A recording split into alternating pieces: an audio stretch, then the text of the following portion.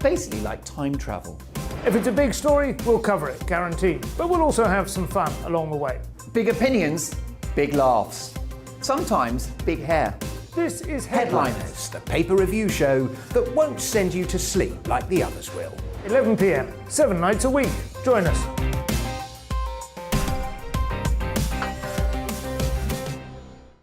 Hello there, I'm Eamon Holmes. And I'm Isabel Webster.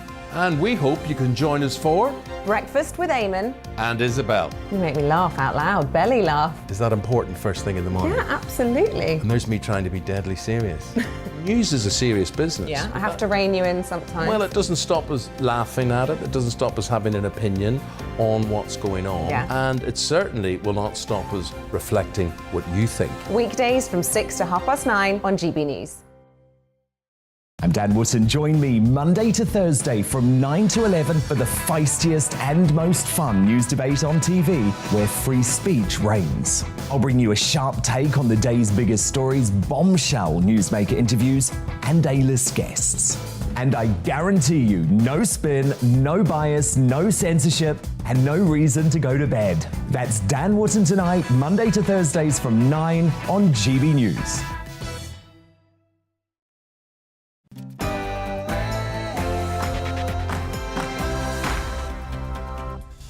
Good evening, everybody. Get yourself a rather large drink, sit back and relax, because the weekend is finally here, and this is the Friday Night Feast.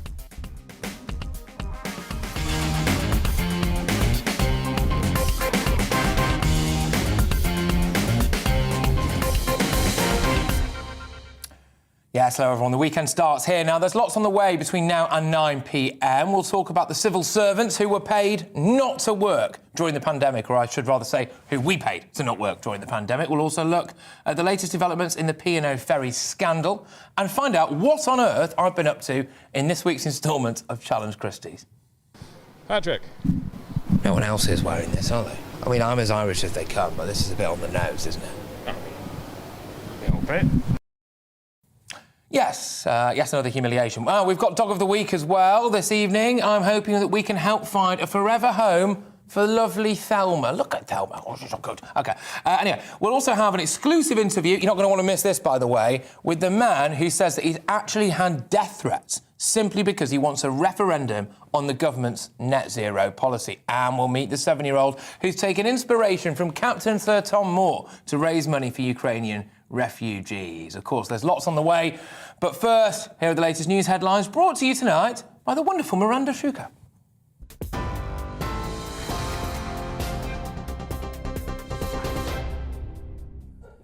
Thank you, Patrick. Good evening. The top stories from the GB newsroom. Ukraine's President Volodymyr Zelensky says hundreds of civilians may still be buried in the rubble following Wednesday's airstrike on a theatre in Mariupol. Rescue efforts continue in the city in the southeast of the country, with 130 people recovered so far. Mariupol is surrounded by Russian forces and has seen fierce bombardment. A statement from the city council said that more than 350,000 civilians remain trapped. President Zelensky says work will continue to recover those injured in the conflict. Rescue work is underway at the site of the bombing by the occupiers of the theatre, where Mariupol residents hid from shelling, using it as a shelter. It's known that as of now, more than 130 people have been rescued, but hundreds of Mariupol residents are still under the debris. Despite the shelling, despite all the difficulties, we will continue rescue work. The Business Secretary has expressed the government's anger and disappointment following the sudden sacking of 800 staff. In the letter to the chairman of P&O Ferries, Kwasi Kwarteng questioned the legality of the decision, saying the company appeared to have failed to follow the necessary processes. It comes as hundreds of protesters demonstrated against the sackings in Dover, Liverpool and Hull, as well as outside the London office of parent company DP World. They've called on the government to nationalise P&O Ferries and seize its ships. The Metropolitan Police has announced it will appeal against a High Court ruling which found it breached the rights of organisers during a vigil for Sarah Everard. In a statement, the force said it's important for policing and the public that we have absolute clarity of what's expected of us in law. 2 senior judges upheld a claim by the founders of Reclaim These Streets, who'd planned the vigil, finding the Met's decision in the run-up to the event were not in accordance with the law. And former Prime Minister David Cameron has revealed that he's delivering aid to Poland to help refugees. The ex-Conservative leader said on Twitter that for the last 2 years he's been working at a local food bank. In recent weeks, he said they've been asking for donations to help those affected by the invasion in Ukraine. He's now on his way to the border in a lorry with 2 other volunteers to hand it over directly to the Red Cross. Well, on TV, online and DAB Plus Radio. This is GB News. Now it's back to Patrick and the Friday Night Feast.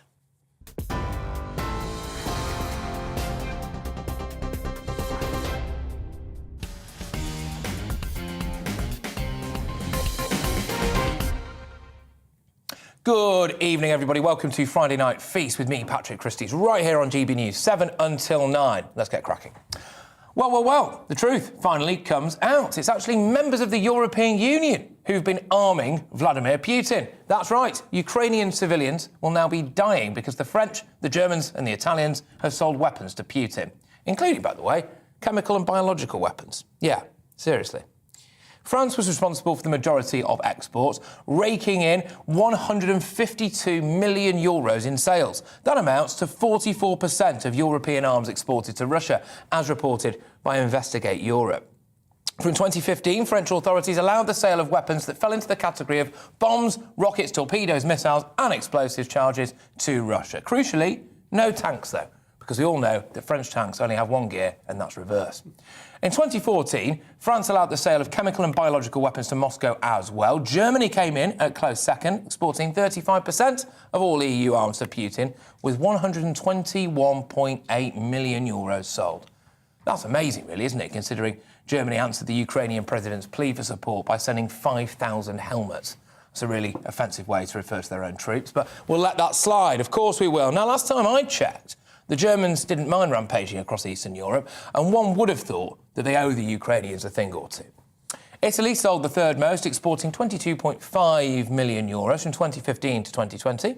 They also allegedly sold $21.9 million in arms and ammunition to Russian civilians and paramilitary groups between January and November 2021. Good stuff, Italy. Thanks a lot for that. So they've not just armed the Russian military, they've actually armed their civilians as well, for goodness sake. Having said that, the Italians haven't always been famed for their military strategy, have they? They're not a hardly chess grandmasters, are they? They've actually armed their enemy and become economically reliant on him as well. It's a good job that we've left that silly little club, because with friends like that, well, I suppose you arm your enemies, don't you? Putin must have been laughing at Europe for years, probably at most of the West as well. Well, he's been bolstering his army, trapping everyone in an economic vice and generally plotting a new world order. America elected a man who, in my opinion, appears to be senile. We nearly sacked our PM because he ate some cheese and wine. Germany forced its army to train with broomsticks instead of guns because they were so under-resourced. And then the EU chose the woman who was in charge of that debacle to become its next president. It's time to wake up and get real, people. The West really needs a better quality of leadership.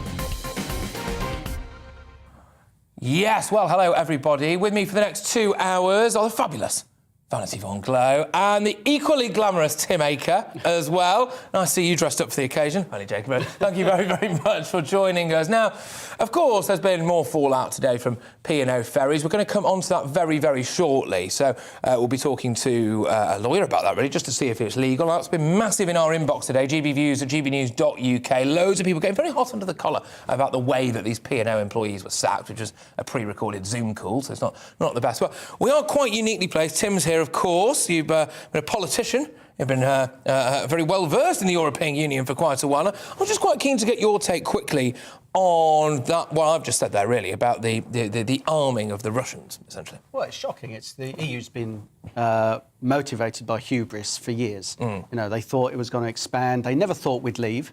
That was always divided. And even when we did vote to leave, they never thought we would actually leave. They did everything to stop us leaving, and are still doing everything to stop us properly leaving with the protocol.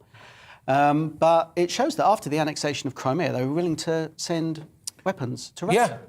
Astonishing. It is. Absolutely astonishing. So, you know, you've got to wonder what these people are up to, and they're obviously going to continue to take Russian gas as well. Well, absolutely. Now, honestly, well, go on. You look like you were about to jump in there. What was it? I don't think I was about to, and I have to tell you that the arms trade is an area in which I'm not particularly well versed. But that's why I didn't want to assume, of course, but I thought, you know, look, we've had Live Aid, haven't we? We've had various music festivals in aid of people. I think the Ukrainian people need one of your shows. Yes, perhaps they do. And we mustn't forget that the Ukrainians did send a drag queen to, I think, win or come second in the Eurovision back in 2012. So we know that they're comfortable with that, at least they're on safe ground. A certain level. Yeah. But on the point of that, I mean, I'm not sure that anyone should be too surprised that the great democracies of the West have demonstrated certain inconsistencies in who they sell guns and arms to, and I'm sure that we're fairly guilty of that ourselves. I mean, the hands of the West are not clean in that particular regard. No. Also, I mean, not to minimise that it's not a great thing when Italy sells guns to Russia, but 22 million is probably... I mean, what does that get you? Probably about 5 guns, I would imagine. I mean, maybe a tank at a push. You know? I mean, I have no idea the cost of these things. But yeah, so I'm not alarmed. I'm not outraged, but it's not right. It ain't right. Good stuff. No, absolutely not. Well, look, keep your views coming in. GBviews at gbnews.uk. We're going to move on through very shortly, actually, because there's been more fallout from P&O Ferries' hugely controversial decision to sack 800 employees without giving them any notice and not actually having the courtesy to do it in person. In fact, get this, they didn't just sack them, OK? They employed a lot of people like former military veterans, for example, who are, quote, handcuff trained to board the ships and drag these people off. I mean, it's pretty shocking stuff. Anyway, yesterday, almost a quarter of the company's staff were shown a video message where they were told that it was their final day of employment. I'm laughing because of how ridiculous it is. Obviously, I don't think it's funny that these people have been sacked, but P&O Ferries immediately replaced these sacked employees with agency workers. So there were scenes as around 200 people descended on the King George dock in Hull earlier today. There were also protests in Liverpool, in Dover and in Larne as well. Now, look, there's a lot to get stuck into here when it comes to P&O Ferries. I mean, obviously, there's the morality of it, for goodness sake, or lack of, I suppose you could say. There's also the question, simply put, is it actually legal, you know? So the big question is, did P&O Ferries break employment law by getting rid of 800 staff? And here to answer that question is the wonderful Gemma Fairclough-Haynes. Thank you very much for joining us in the studio as well. Great to have you on board. Now, you are... to say that's quite a drag transformation from Mr. Akers. It is to make us quick change acts. Well done. Exactly. No, there we go. But you are, of course, the CEO of Orchard Employment Law, so very well placed to give me the lowdown on all of this. Is it legal? No. So I've seen a bit then, Gemma. Thank you very much. So it's a little bit more complex than that. If they're following UK employment law, it's not legal for a number of reasons. So firstly, when you're making redundancies, you should be notifying the government if you're making over 30 redundancies or even over 45. And if it's over over 100 redundancies, you should give at least 45 days notice to the government. Oh, wow. They didn't do that. No. So that's not good. Secondly, when it comes to redundancies, there's a process that you should follow. So there's a consultation, and we should remember that it's not people that are redundant, it's jobs and positions. And from what we gather, actually, there were lots of people waiting to take these jobs. There were. I wonder if that's a way that they maybe have got out of it, because if you're making so many people redundant, but you're immediately replacing them, do you still have to inform the government? Because I suppose the jobs aren't vacant, are they? But I think probably they've made a commercial decision. So they're going to offer an enhanced package, and they probably think, well, whatever it is, you know, they might lose, but whatever it is, we'd rather do that than have 5 years of these expensive people rather than however many years of these non-expensive people. But, I mean, it's really dangerous because it could be discrimination, given that you're saying, well, because you're not British or wherever. Is there an indication that that's what's happened? Oh, well, I'd say so, because the cheaper people they've brought in are not UK based and they're non-UK. I see what you mean. Right. But then the other tricky thing is it UK law? Because we know that they're seafarers, so maybe there's some mariner law there, and we don't know which jurisdiction the contract is based within.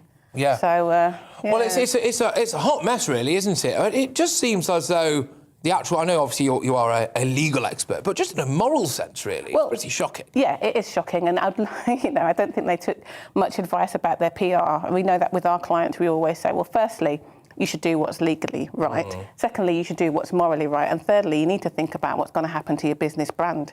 Because, we've heard P&O Cruises shouting, look, that's P&O Ferries, it's not us.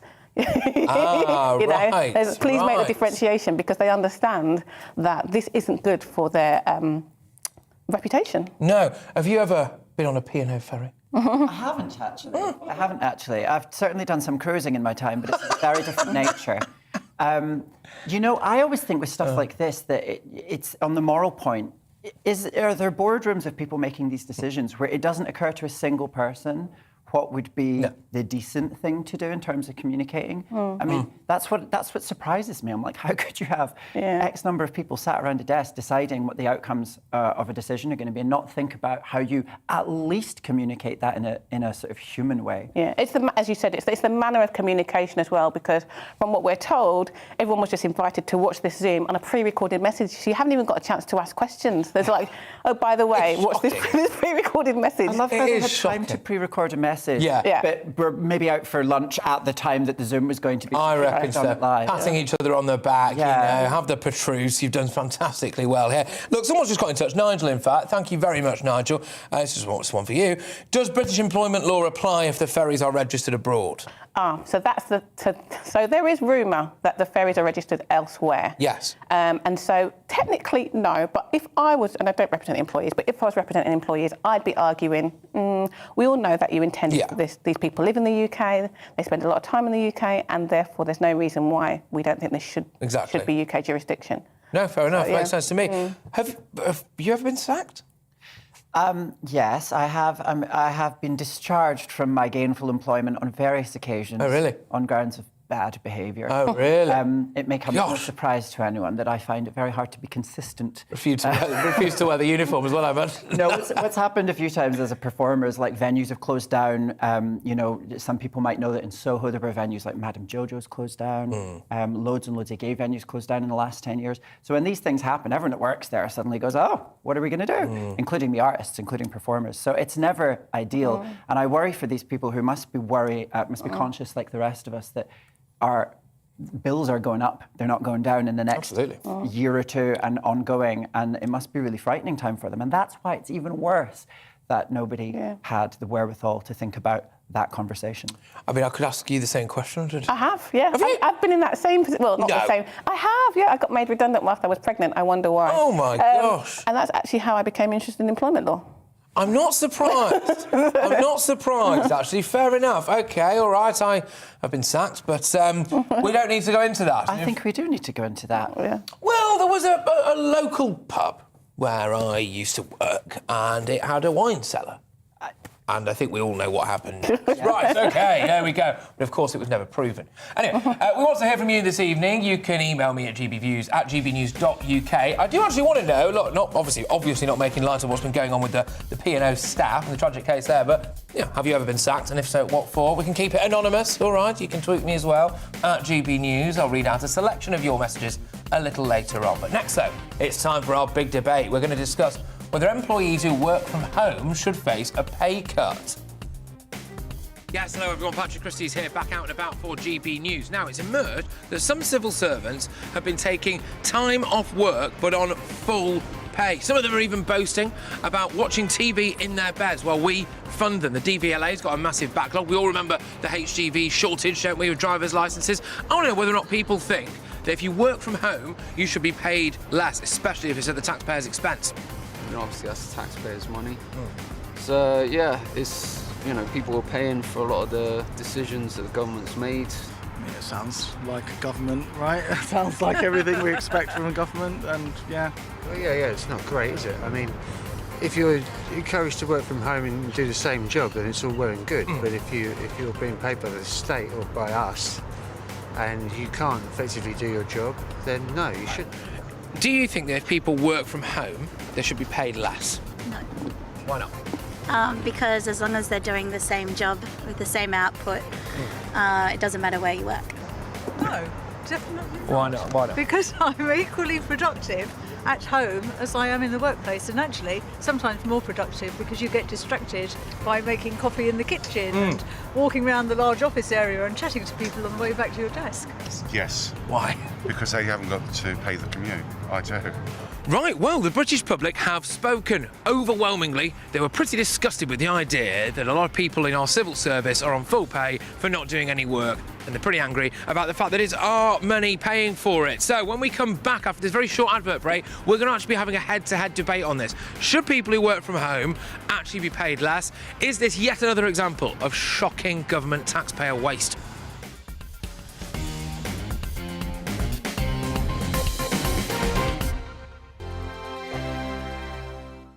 GB News is the UK's home of discussion and debate from all perspectives. To stay up to date on the latest stories, make sure that you subscribe to the GB News channel right here on YouTube. You can watch us live 24/7 across the whole world. You can also check out exclusive content and catch up on previous episodes of your favourite shows. Every day, we ask the questions that you'd ask, so why not add your voice to the conversation in the comments section? Don't forget to subscribe. We are GB News, Britain's news channel. Every night at 11 on GB News, we bring you the next day's stories the day before. It's basically like time travel. If it's a big story, we'll cover it, guaranteed. But we'll also have some fun along the way. Big opinions, big laughs. Sometimes big hair.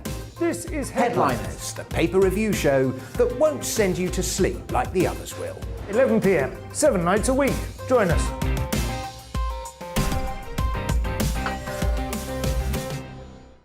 Hello there, I'm Eamon Holmes. And I'm Isabel Webster. And we hope you can join us for Breakfast with Eamon and Isabel. You make me laugh out loud, belly laugh. Is that important first thing in the morning? Yeah, absolutely. And there's me trying to be deadly serious.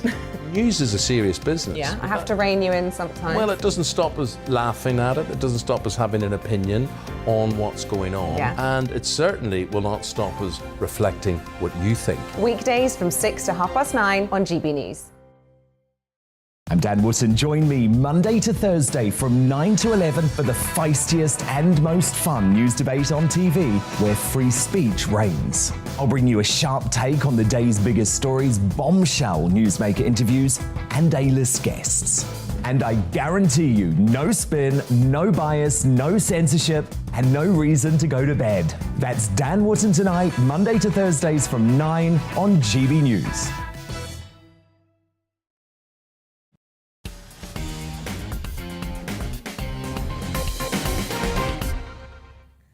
Yes, welcome back, everybody. Now, it's emerged that thousands of civil servants were sent home on full pay during the pandemic and didn't have to work. It's the dream ticket, isn't it? Staff at the DVLA were put on special leave back in 2020 as the agency failed to cope with a backlog of licence applications and renewals. Today's revelations, following an investigation by The Times, come a few weeks after it emerged that Foreign Office diplomats had also been told that they only had to work in the office for 2 or 3 days a week. But this new work-from-home culture doesn't just affect civil servants. Across the UK, many offices lie empty or operate with just a fraction of the number of staff compared to before the first lockdown started in March 2020. It begs the question, should people be paid less if they work from home? Indeed, a survey last year found that 61% of people would take a pay cut if they didn't have to go back into the office. Well, to debate this now, I'm joined by the entrepreneur, investor and writer Luke Johnson, and also the TV personality Nicola McLeod. Thank you very much, both of you, for joining me. Look, I'll start with you, Luke. Do you think people should be paid less if they don't go into the office? I don't think it's a simple black or white answer. I think it depends on the job they're doing, the organisation, and whether they can effectively be as productive at home as in the office. Certainly, I know that most bosses I talk to or work with want the majority of their staff back in the office the majority of the time because they feel that's the way to maintain corporate culture and make people more productive and know exactly what their people are up to. And it has to be said that a lot of people very specifically are happy to work from home because they save themselves a lot of money on commuting. And that's effectively given them a pay rise. So there is an argument to say that, yes, they should have a pay cut because they've got a pay rise for doing just the same job. Yeah, not having to pay for the commute and the other bits and bobs around work as well. And I also think as well, though, it's a problem with the local economies around where you work, isn't it? You know, your cafes or your sandwich shops or whatever, you know, they could be quite badly hit, I suppose, if there's fewer people around, less footfall. But I'm going to throw over to you now, Nicola. Do you think people should be paid less if they work from home? No, I don't think they should. I mean, as long as you're working productively and effectively at home, I don't see the problem. I mean, we're both working from home now, and, you know, I wouldn't come on and work for nothing just because I'm sitting at home. I'm still going to do the same job as if I came to the studio. So I feel like as long as you're doing what you should be doing, obviously you get people that are being that will be lazy, but hopefully the majority of people probably work harder, if I'm honest, because you've not got a switch off point. You know, anyone that I know works from home, you know, are not taking lunch breaks. They're working all the way through it. So, you know, I've got friends that have now started working from home since the pandemic, and it's they're definitely doing just a good job, and it, you know, it does help them save money because of commuting. But I don't think that they should be punished for that. No, I think in this case, though, Luke, it is slightly different, isn't it? Because the civil servants actually weren't able to access their information that they needed to do their job, essentially. So they were being paid to do nothing at home, essentially, weren't they? And actually, it's us paying them, the taxpayer. Yeah, and clearly that's enough to make any honest taxpayer seethe. Because the fact of the matter is, the DVLA were allowing a backlog to build up of people wanting licences and to get renewals. And indeed, we had the crisis, which is ongoing, of haulage drivers not being able to get approvals. And part of that was because DVLA, I had the experience myself, were using the excuse of COVID to be dramatically less productive. And I'm afraid to say, I do think there is, you know, quite a lot of proof that people aren't as productive when they work at home. They think they are, but they're not. And I look at all the entrepreneurs I know, and every single one of them want their people back as one, engaged, motivated, incentivized, not distant and virtual, where who knows what they're up to. Yeah, I mean, look, Nicola, this is a massive, massive waste of taxpayers' money, surely. I mean, yeah, of course. In the case of the DVLA, I mean, I can't argue that. I'd be a fool to sit here and try and argue that. If people are at home not working, then, you know, they shouldn't be paid. My point is, if they are working and they're working as productively as they would in the office, then they shouldn't be punished for it. But, you know, there is so much of, you know, going into the office, having the camaraderie, you know, all working together. So, you know, I can see both points of view. But personally, you know, when I work at home, it would be the same as if I was, you know, coming into the studio. It just saves a lot of time. It does, indeed. Luke, just generally, do you think that the civil service has got a bit of a work-shy culture? They seem to be putting a kind of stick in the spokes of the wheels of government a bit too much, don't they? They're supposed to be there to help facilitate it. I found during COVID that every single part of the public sector that I interacted with was pathetic in terms of its response. I think they used COVID as an excuse to do less and be less responsive. And, you know, I think it was shameful behaviour. And the fact that, you know, we've got rising taxes and a lot of people are feeling the pinch of inflation and so forth, the idea that civil servants and others are being paid to not work and so forth is enough to make one's blood boil. I think that, you know, if they were a private business and not a government monopoly agency, well, this is it. They'd go bust, wouldn't they? Well, they'd have to, yes, because actually they'd have to justify to their investors, I suppose, i.e. us in a way, really, because we're paying for this, well, how they're spending that money. And Nicola, you know, that is a real shame, isn't it, I think? Because, you know, actually, do you think that maybe some government departments should really be nailed to the mast when it comes to how efficient they are, the ways that they're spending our money, be made to justify it more to us? Oh, 100%. I mean, a billion%, because, you know, the way things have gone since COVID, it's exactly right. Everyone's used it as an excuse and has become lazy, you know, in those sort of sectors. So, yeah, I do think that they should be held accountable, and people like that should definitely be punished. But hardworking people at home, no.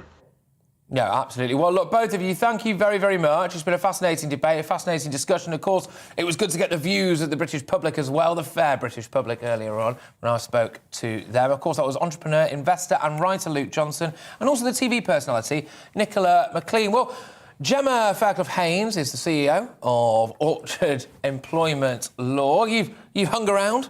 We've kept you on board. Yeah. We thought, you know what, we might as well get our money's worth. And Tim Aker, of course, still joins me now. Vanessa Von Glows has just stepped outside to powder her nose. What do you make of this, then? Do you think this is acceptable? Well, I don't think it's acceptable that people are being paid to do nothing, especially when we're the ones paying for it. But I think, as they said, it's not a clear-cut thing.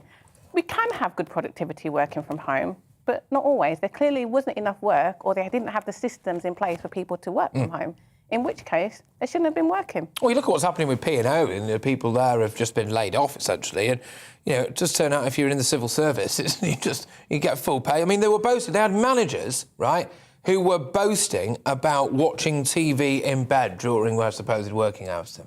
Well, atrocious. I mean, it's a good argument to privatise the thing to make sure it's going to competitive forces, and so they don't have this cushy lifestyle. You know, people are working longer, earning less because of inflation, because of the taxes going up, and seeing stories like this is appalling. I mean, if they talk about inquiries left, right and centre, they should get to the bottom of this and make people accountable. Yeah. But again, if you've got a government monopoly, there's no competition, so they can do what they like. Yeah, welcome to the public sector. Welcome to the public sector, exactly. Just in terms of the actual law of it, I mean, you know, could the government have laid off a load of civil servants during the pandemic? I don't know. So there's things that they could have done. So what you can't do is just cut somebody's pay because you're working from home, because you've got a contract and you'd be in breach of contract.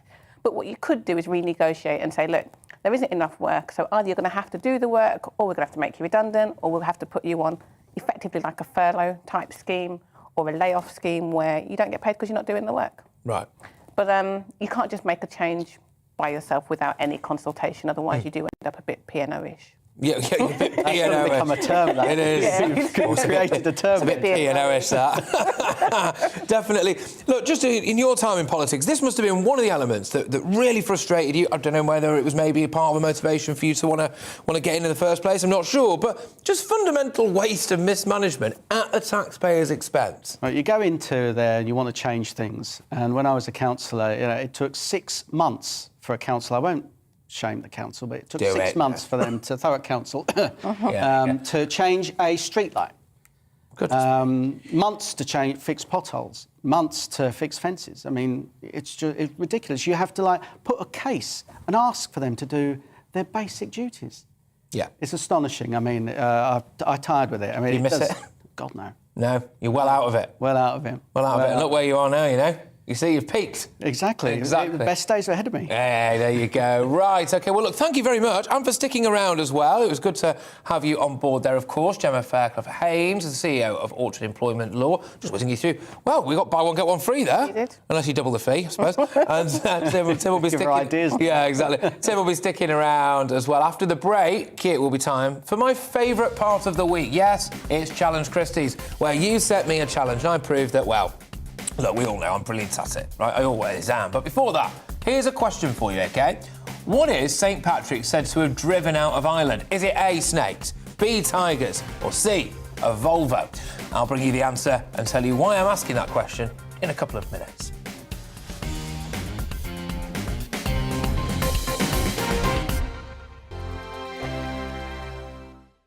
GB News is the UK's home of discussion and debate from all perspectives. To stay up to date on the latest stories, make sure that you subscribe to the GB News channel. right here on YouTube. You can watch us live 24/7 across the whole world. You can also check out exclusive content and catch up on previous episodes of your favourite shows. Every day, we ask the questions that you'd ask, so why not add your voice to the conversation in the comments section? Don't forget to subscribe. We are GB News, Britain's news channel.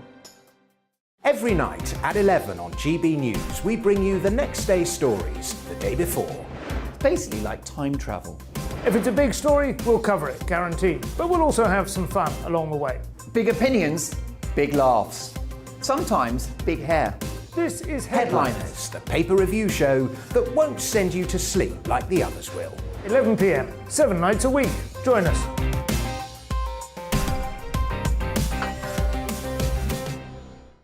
Hello there, I'm Eamon Holmes. And I'm Isabel Webster. And we hope you can join us for Breakfast with Eamon. And Isabel. You make me laugh out loud, belly laugh. Is that important first thing in the morning? Yeah, absolutely. And there's me trying to be deadly serious. News is a serious business. Yeah, I have to rein you in sometimes. Well, it doesn't stop us laughing at it. It doesn't stop us having an opinion on what's going on. Yeah. And it certainly will not stop us reflecting what you think. Weekdays from 6 to 9:30 on GB News. I'm Dan Wootton. Join me Monday to Thursday from 9 to 11 for the feistiest and most fun news debate on TV, where free speech reigns. I'll bring you a sharp take on the day's biggest stories, bombshell newsmaker interviews, and A-list guests. And I guarantee you, no spin, no bias, no censorship, and no reason to go to bed. That's Dan Wootton Tonight, Monday to Thursdays from 9 on GB News.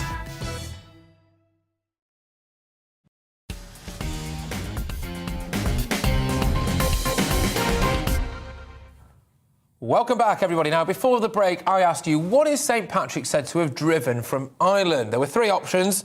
A, snakes. B, tigers. Or C, a Volvo. And the answer, of course, is snakes. I don't think it was that much of a challenge for everyone, that was it? But anyway, there we go. It's claimed that he got rid of all the snakes in Ireland by chasing them to the Irish Sea, which leads me nicely onto this.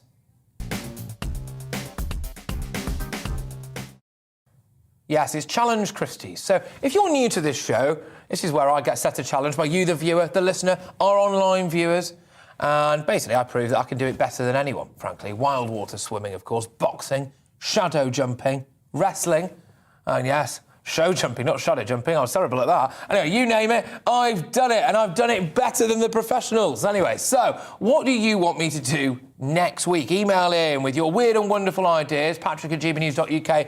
There are some crackers in there, but what's really emerging and becoming obvious to me is that you, the listener, the viewer, the online viewer, I think want me dead. But anyway, who knows? I might just take you up on that particular challenge. But now, here's what I got up to yesterday. Right, welcome to Challenge Christys. Now, I'm in a decathlon in Canada Water, apparently. So, it's St. Patrick's Day. I'm called Patrick. I'm deeply Irish, at least half. And normally I celebrate St. Patrick's Day by having 15 pints of Guinness and a fight in a pub car park. But today I've got to work. So, let's find out what you have challenged me to do. Cheers, Steve. Oh, very on brand, I see. Let's go Irish dancing. Mate, I'm going to absolutely walk this. It's going to be dead easy. Last week I went wrestling. That hurt. The week before that, I think I got knocked out by a gypsy in Luton. That also hurt. Michael Flatley's not turning up here, is he? Stavros Flatley isn't even turning up here. I just really hope they don't make me look like absolutely ridiculous, you know? It's taking a little while, isn't it? Yeah, right. I'll go check. Patrick. No one else is wearing this, are they? I mean, I'm as Irish as they come, but this is a bit on the nose, isn't it? All right, OK, so we are here now with the wonderful Erin. How are you? Thank you so much for being so accommodating for us. So just explain to our viewers, obviously, what it is that you do. So I'm Erin, I'm the principal of London Academy of Irish Dancing.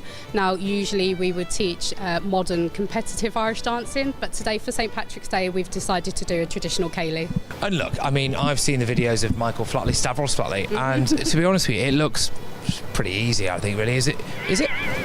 No. I think, Steve, mate, I think the main thing for me is I just don't really want to, like, show anyone up, you know, because you turn up, smash it, I mean, it's not really a serious operation, this, is it? How difficult is it to win? I imagine the German one's not that hard, is it? The German ones are probably my hardest one. Everyone from Eastern Europe will come to the German one. Very efficient. Yeah, and it ends up being my biggest competition. So that's the one I'm probably most proud of. Yeah. So talk us through what you've actually got here. So here I've just got a few sashes from what I've won, the Cade British Open. I came third in the British Open there. Second at the All Islands. First place at the Senior World Irish Dancing Championship. And then my third at German Open last time I was there. Good stuff. So the Germans are into it, are they? Germans are into it. Wow. Really into it. Tell you what, we're learning, aren't we? Yeah. We're learning, everybody, you know. 5, 6, off we go. In, out, in. Sorry. Out. It's in my blood, it's half Irish.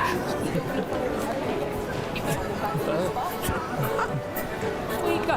In. That's all right. In, out, in, Off we go.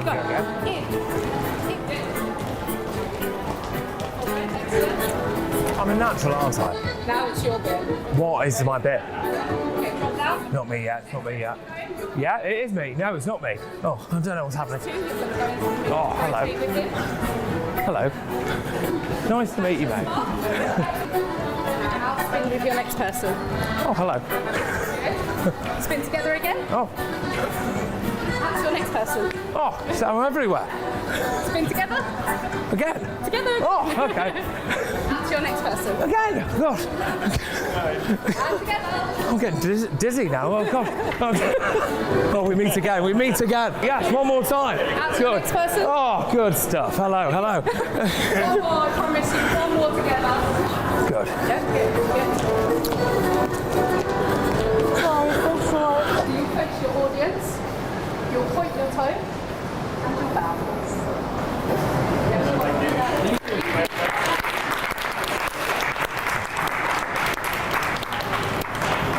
Legend. Thank you very much. Thank you. Babe, sorry, you're right. I know. I've heard it so much. Stephen Gray. You seem like you owned it. Oh, Yeah. well, I'm half Irish. Was the Irish thing your own idea, or what? Well, it cost €1 and she provided it. So, yeah, apart from that. But I was told, crucially, there would be a trophy and I could see some at the end there. Right, OK, well, I've just obviously been Irish dancing. I think we can all agree that I was magnificent. Absolutely terrible at this. Steve, come round, Steve. I believe you got something for me. Is that right? Not exactly for you. Dancer of the day.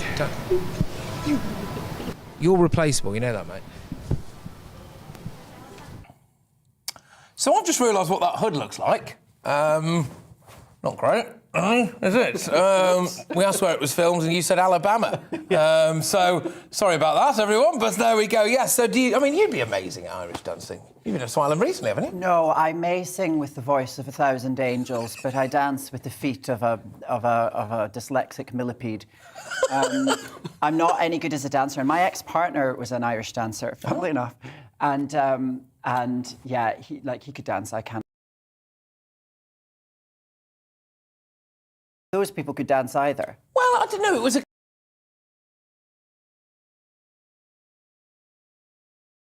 Apart from, of course, Erin was running it. Thank you very, very much, Erin, for accommodating me, basically.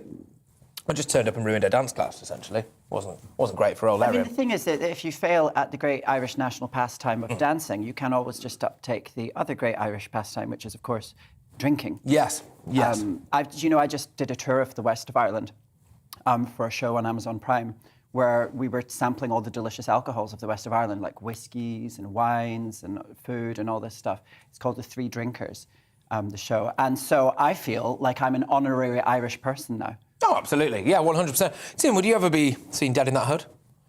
No. I've got to say, no one's really looking out for your welfare with these things, is it? No. At least I wasn't getting beaten up. What's going to be more painful, the fallout from the hood or the wrestling?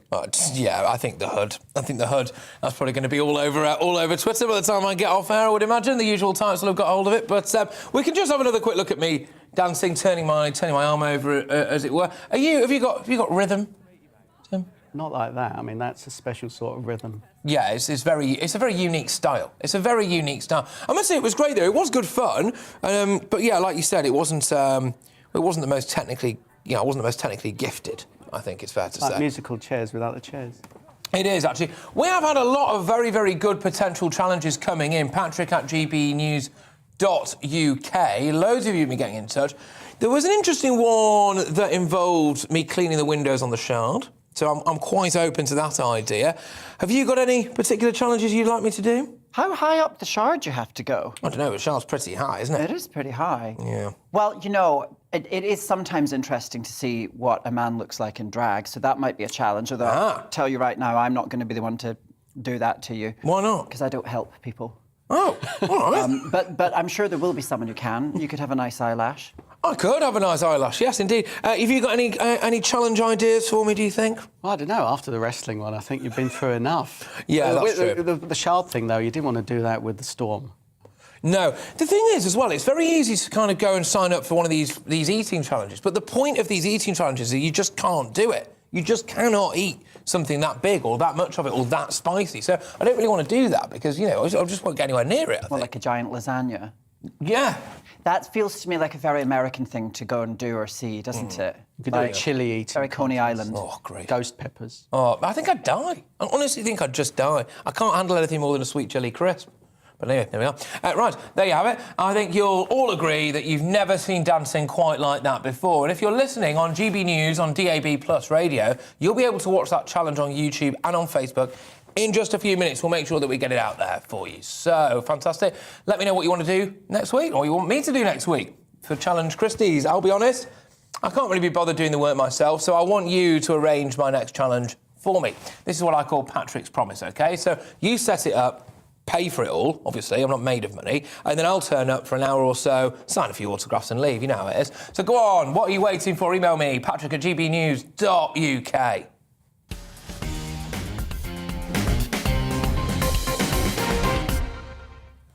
Right, there we go. Now it's time for Patrick's Hat Trick, where I point out 3 videos that have taken the world of social media by storm in the last 7 days. So we start with this week with yet another gaffe by Joe Biden, add that one to the list, who marked St. Patrick's Day by branding Irish people stupid. Yeah, I know, he really cares about his Irish roots, doesn't he? Although I suppose it would take one to know one. Anyway, the US president, whose great-great-grandfather... Yeah, that's right, long time ago, that wasn't it? Bear in mind how old Joe Biden actually is. Was born in County Mayo, made the comment at St. Patrick's Day reception in the White House. So take a look at this. Bless me, Father, for I'm about to sin.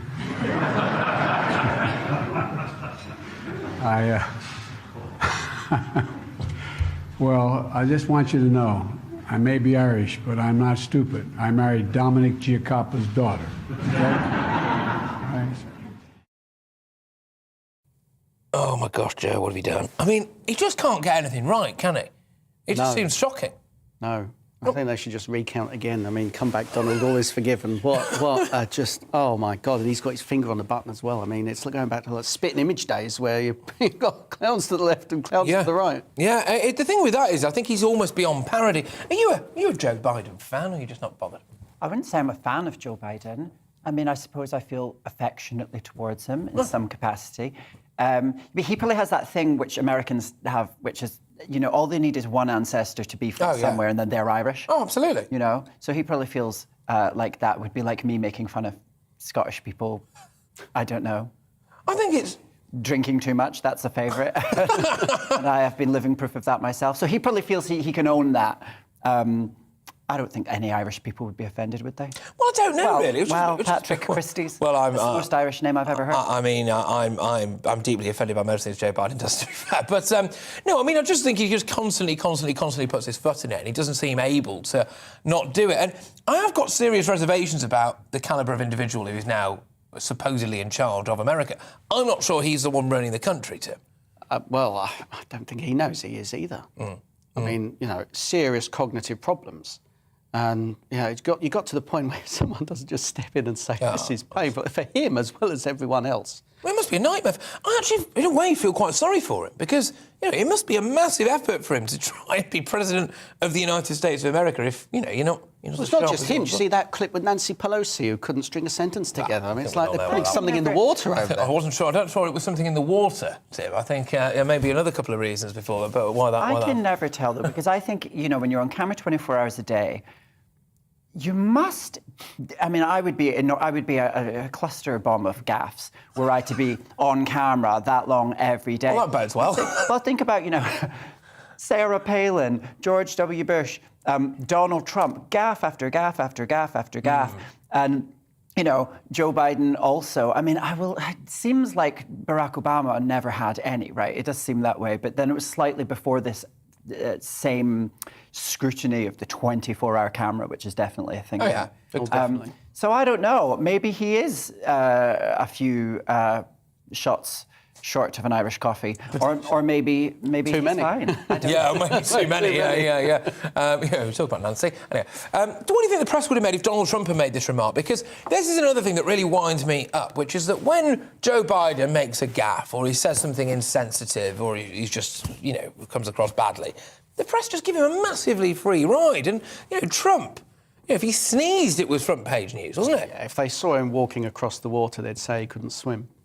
And, you know, he had several successes. He managed to go to North Korea. He was brokering peace deals in the Middle East, but they still wouldn't lay off him. And if there was a parity of scrutiny, then fine. But there isn't. They're giving Biden a completely free run. And you've got to wonder when someone's going to step in and say, come on. But Kamala Harris is worse. Well, this is a problem, really, I suppose, isn't it? There doesn't seem to be any calibre of people to choose from. But anyway, now to the great Sir Rod Stewart, who has helped filling the potholes near his multi-million-pound home in Essex in what might be one of the greatest humble brags of all time. Sir Rod complained that the roads are in such a bad state that he can't drive his Ferrari on them. We can all relate to that, can't we, Rod? I'm sure we can. Anyway, here's what he posted on Instagram a few days ago. This is the state of the road here where I live in Harlow, and it's been like this for ages. People are pushing their cars up, and the other day there was an ambulance with a burst tyre. My Ferrari can't go through here at all, so me and the boys thought we'd come and do it ourselves. So this is what we're doing, filling in the hole, while millions and millions of pounds have been spent on the M11 over there. Do you ever belt out a Rod song? I don't, actually. I don't. Rod Stewart was my sister's favourite singer growing up, though, so I know them all. Like, I heard them drifting through the corridors of our home. Yeah. So I could sing a Rod Stewart song at the drop of a hat. Oh, really? But no, I've never done any of his songs in my shows. I mean, who are these men, by the way? Are these, like, his pals, or are these contractors? They, like, do know how to fill a pothole, right? I think Rod just had nothing else on, and he just kind of thought, I'll go out and join in with those workers. I do sort of low-key commend that. I mean, I feel like if everybody went out and maintained their local community, the problem is, you know, are they going to maintain it to standard? Well, probably not, almost definitely. People will be trying to fill in with polyfiller or something, and then Well, people do that. I've seen clips where people put plants in potholes. Really? Anniversary parties when a pothole hasn't been filled with a year, yeah. But councils get around that, because if they put a paint around the pothole, it means it's been addressed. It's been addressed. But it doesn't have to. Well, you were a local councillor, weren't you, for a while? Yeah. Well, I aged. You aged. Well, what was the efficiency like in terms of things like that there? You know, because again, council tax used to go up every single year. Is it pretty much like 9% increases or something left, right and centre, isn't it? Over some years. I mean, they can't do a 9% increase without any referendum. Not every year. But some, you know, there's good and bad. I mean, if you make much of a nuisance of yourself as a councillor, they'll do what you say to get rid of you.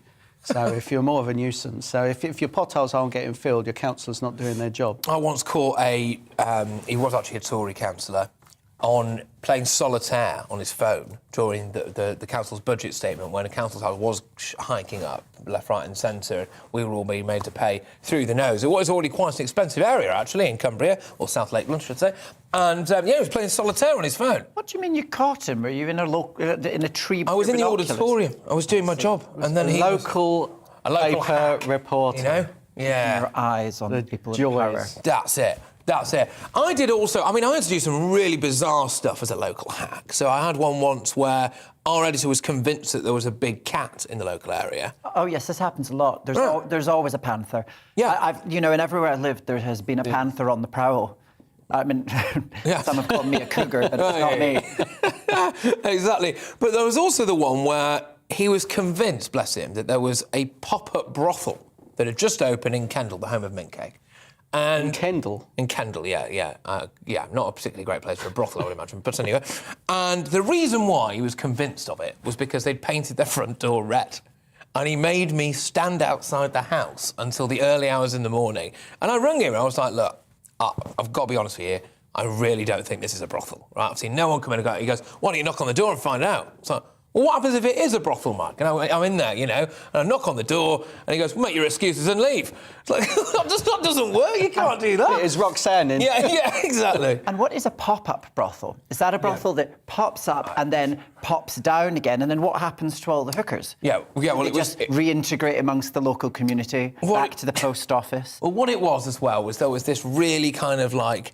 It's the type of thing that one guy in a pub, he's probably had about 5 or 6 pints, you know, it's chain smoking outside, and he's got a theory. Well, you get some people who come here, they go from town to town, right? They go from town to town, they pop up, and they leave before the police can capture them. And that just suddenly became fact, despite the fact that it absolutely wasn't. Anyway, right, so we're going to go to the last one of Patrick's Patrick now, the final part of Patrick's hat-trick.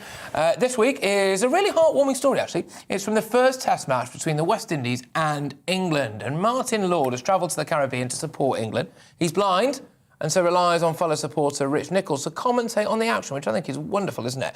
This is what happened when England's Zach Crawley brought up his 100.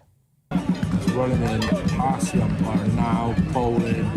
Crawley's got it. Here we go. Come on, pass it. Coming out to the boundary. He's running back for 2. Here we go. We got it. Get in there, Richard. Get in there, Richard. Zach Crawley now. He's looking raising his back right to everybody else. Everybody's going mad. Everybody's loving it on the bottom. How lovely is that? That's really heartwarming, isn't it, actually? It's really, really nice thing to do, actually, to get someone who's obviously got a disability there who can actually experience the situation with them. Are you into your sports? They're going to ask if I'm visually impaired.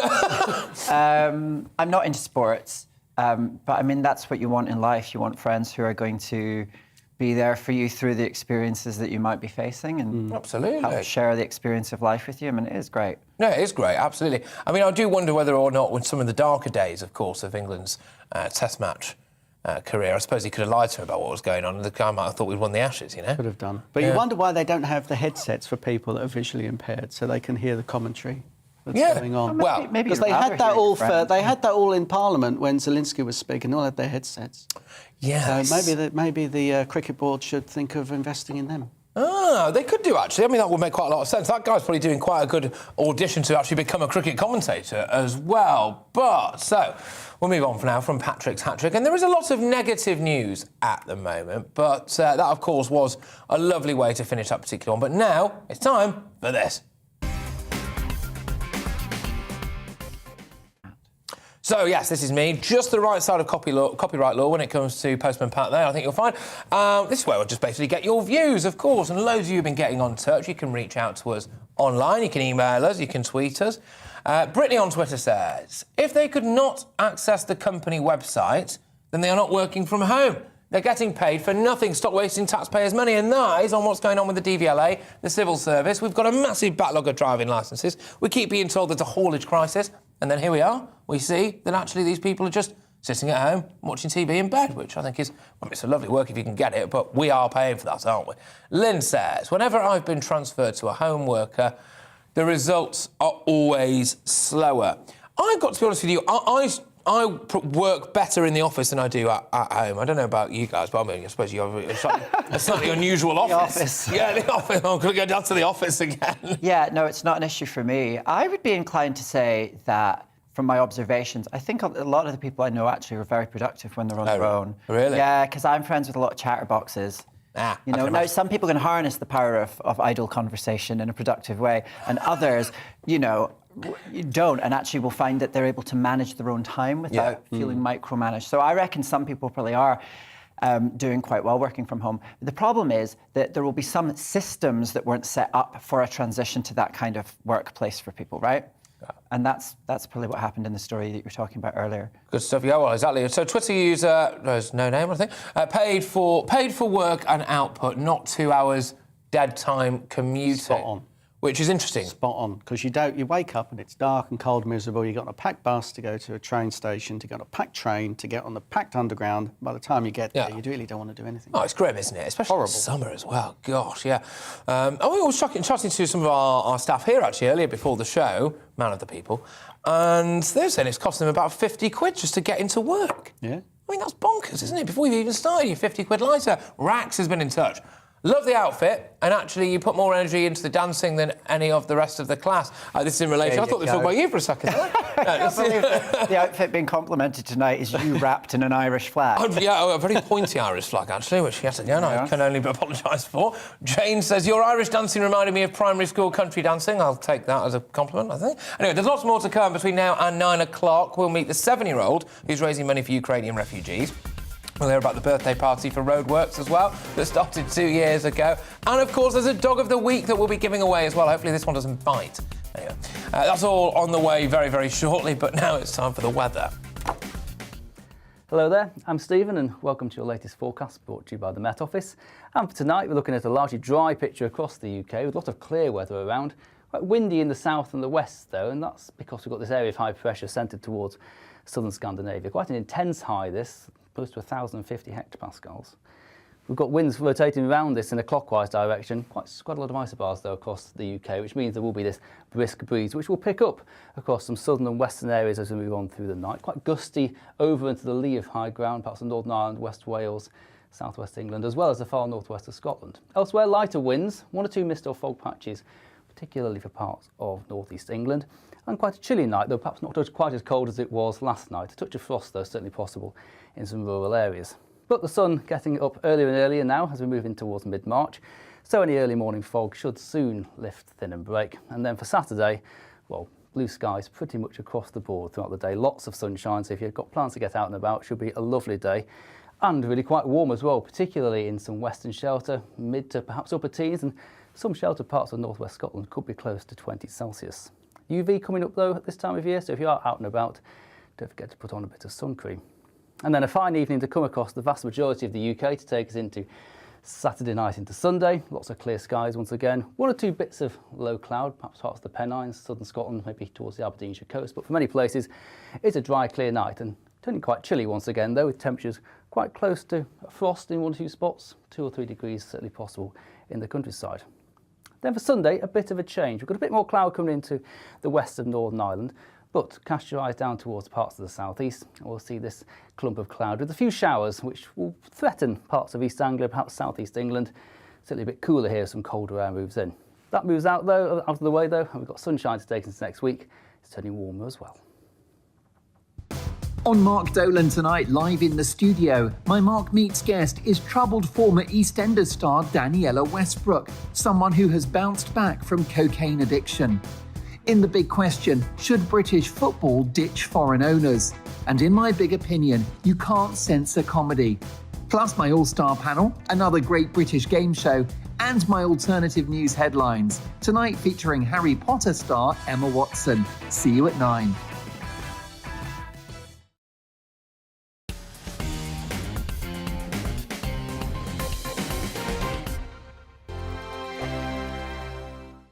GB News is the UK's home of discussion and debate from all perspectives. To stay up to date on the latest stories, make sure that you subscribe to the GB News channel. Right here on YouTube. You can watch us live 24/7 across the whole world. You can also check out exclusive content and catch up on previous episodes of your favourite shows. Every day, we ask the questions that you'd ask, so why not add your voice to the conversation in the comments section? Don't forget to subscribe. We are GB News, Britain's news channel.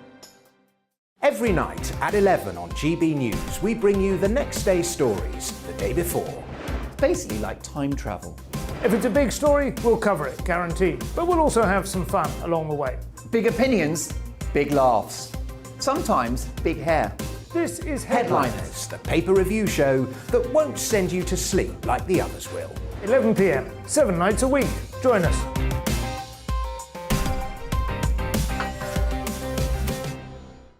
Hello there, I'm Eamon Holmes. And I'm Isabel Webster. And we hope you can join us for Breakfast with Eamon and Isabel. You make me laugh out loud, belly laugh. Is that important first thing in the morning? Yeah, absolutely. And there's me trying to be deadly serious.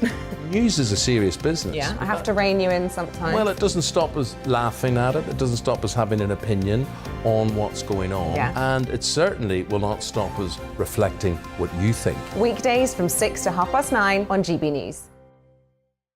I'm Dan Wootton. Join me Monday to Thursday from 9 to 11 for the feistiest and most fun news debate on TV, where free speech reigns. I'll bring you a sharp take on the day's biggest stories, bombshell newsmaker interviews, and A-list guests. And I guarantee you, no spin, no bias, no censorship, and no reason to go to bed. That's Dan Wootton tonight, Monday to Thursdays from 9 on GB News.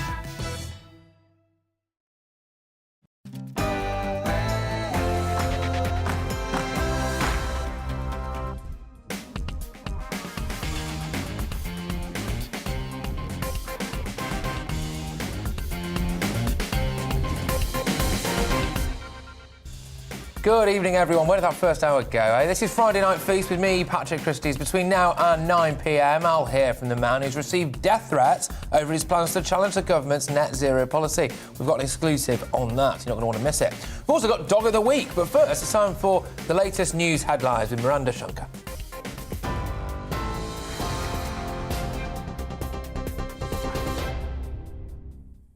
Thank you. The top stories from the GB newsroom.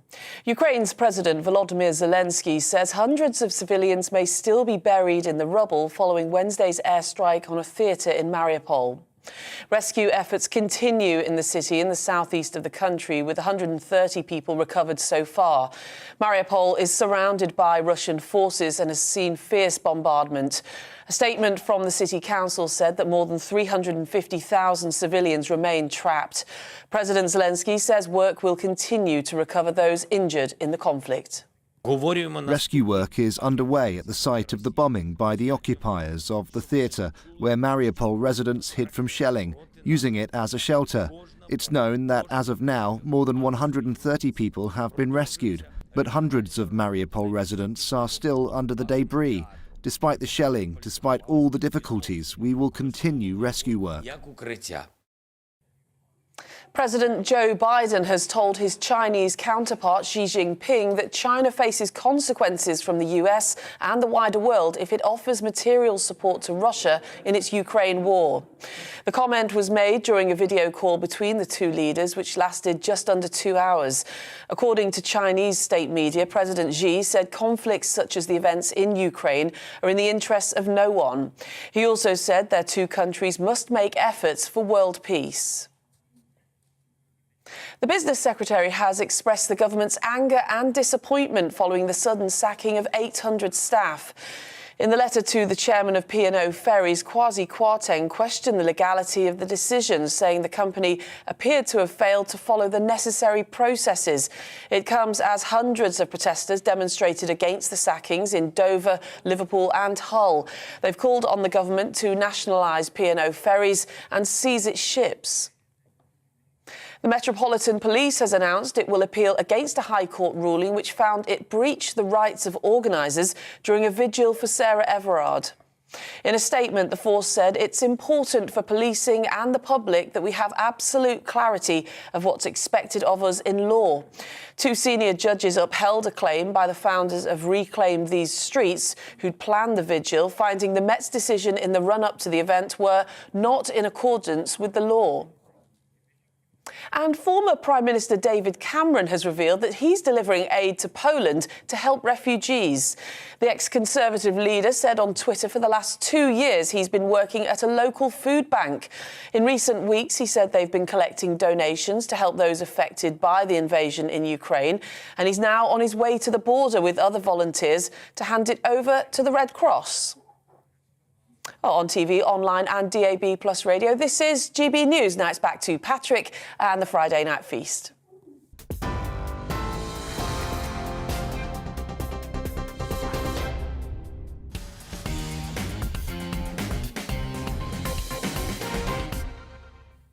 Now, I promised you an exclusive interview, and indeed, I've got one. It's with Richard Tice, the Reform UK leader, who's told us that he's had death threats because of his party's pursuit of a public referendum on the UK's net zero policies. He tells us that he's been cancelled and faced intimidation simply because he's trying to open up a national debate on the subject at a time when millions are facing a cost of living crisis. And as well, actually, it's not just him. It's not just members of his party, of his group. It's also, actually, the venues where they've been told to put these things on. So they're trying to organise rallies, I suppose you could say, a discussion anyway. And actually, those venues have received calls and received emails where they said there'll be, quotes, trouble if they let it go ahead. Here's the interview. Richard, thank you very much for joining us and giving us this exclusive, actually, here at GB News. Much appreciated. So I was hoping that you might be able to tell me a little bit about what's going on with your conversation that you want to have about the big green agenda, about net zero, because my understanding is that there's been death threats received and also cancellations. It's been shocking, Patrick. You know, we're trying to launch a campaign to have a national debate and discussion about the best way to reduce emissions. We think that Boris's net zero plans are flawed, that they are unaffordable, and they'll just send jobs and money overseas to places like China. So we want a national debate on that and a national debate about using shale gas. Nothing wrong with that in a democracy where freedom of speech is supposedly welcome. But no, the first venue, when we announced what we wanted to talk about, they cancelled us, just put it out on Twitter. The second venue that we rebooked in Bolton, a couple of days later, they've had intimidatory threats, they've been bullied, they've been intimidated. And then likewise, some of the speakers that we had lined up, like Graham Stringer from the Labour Party, he was essentially bullied by his whips and by the leader of the Labour Party, Keir Starmer, that if he came and spoke at our event as a cross-party event, and that should be welcome to find solutions, that actually he'd have the whip withdrawn.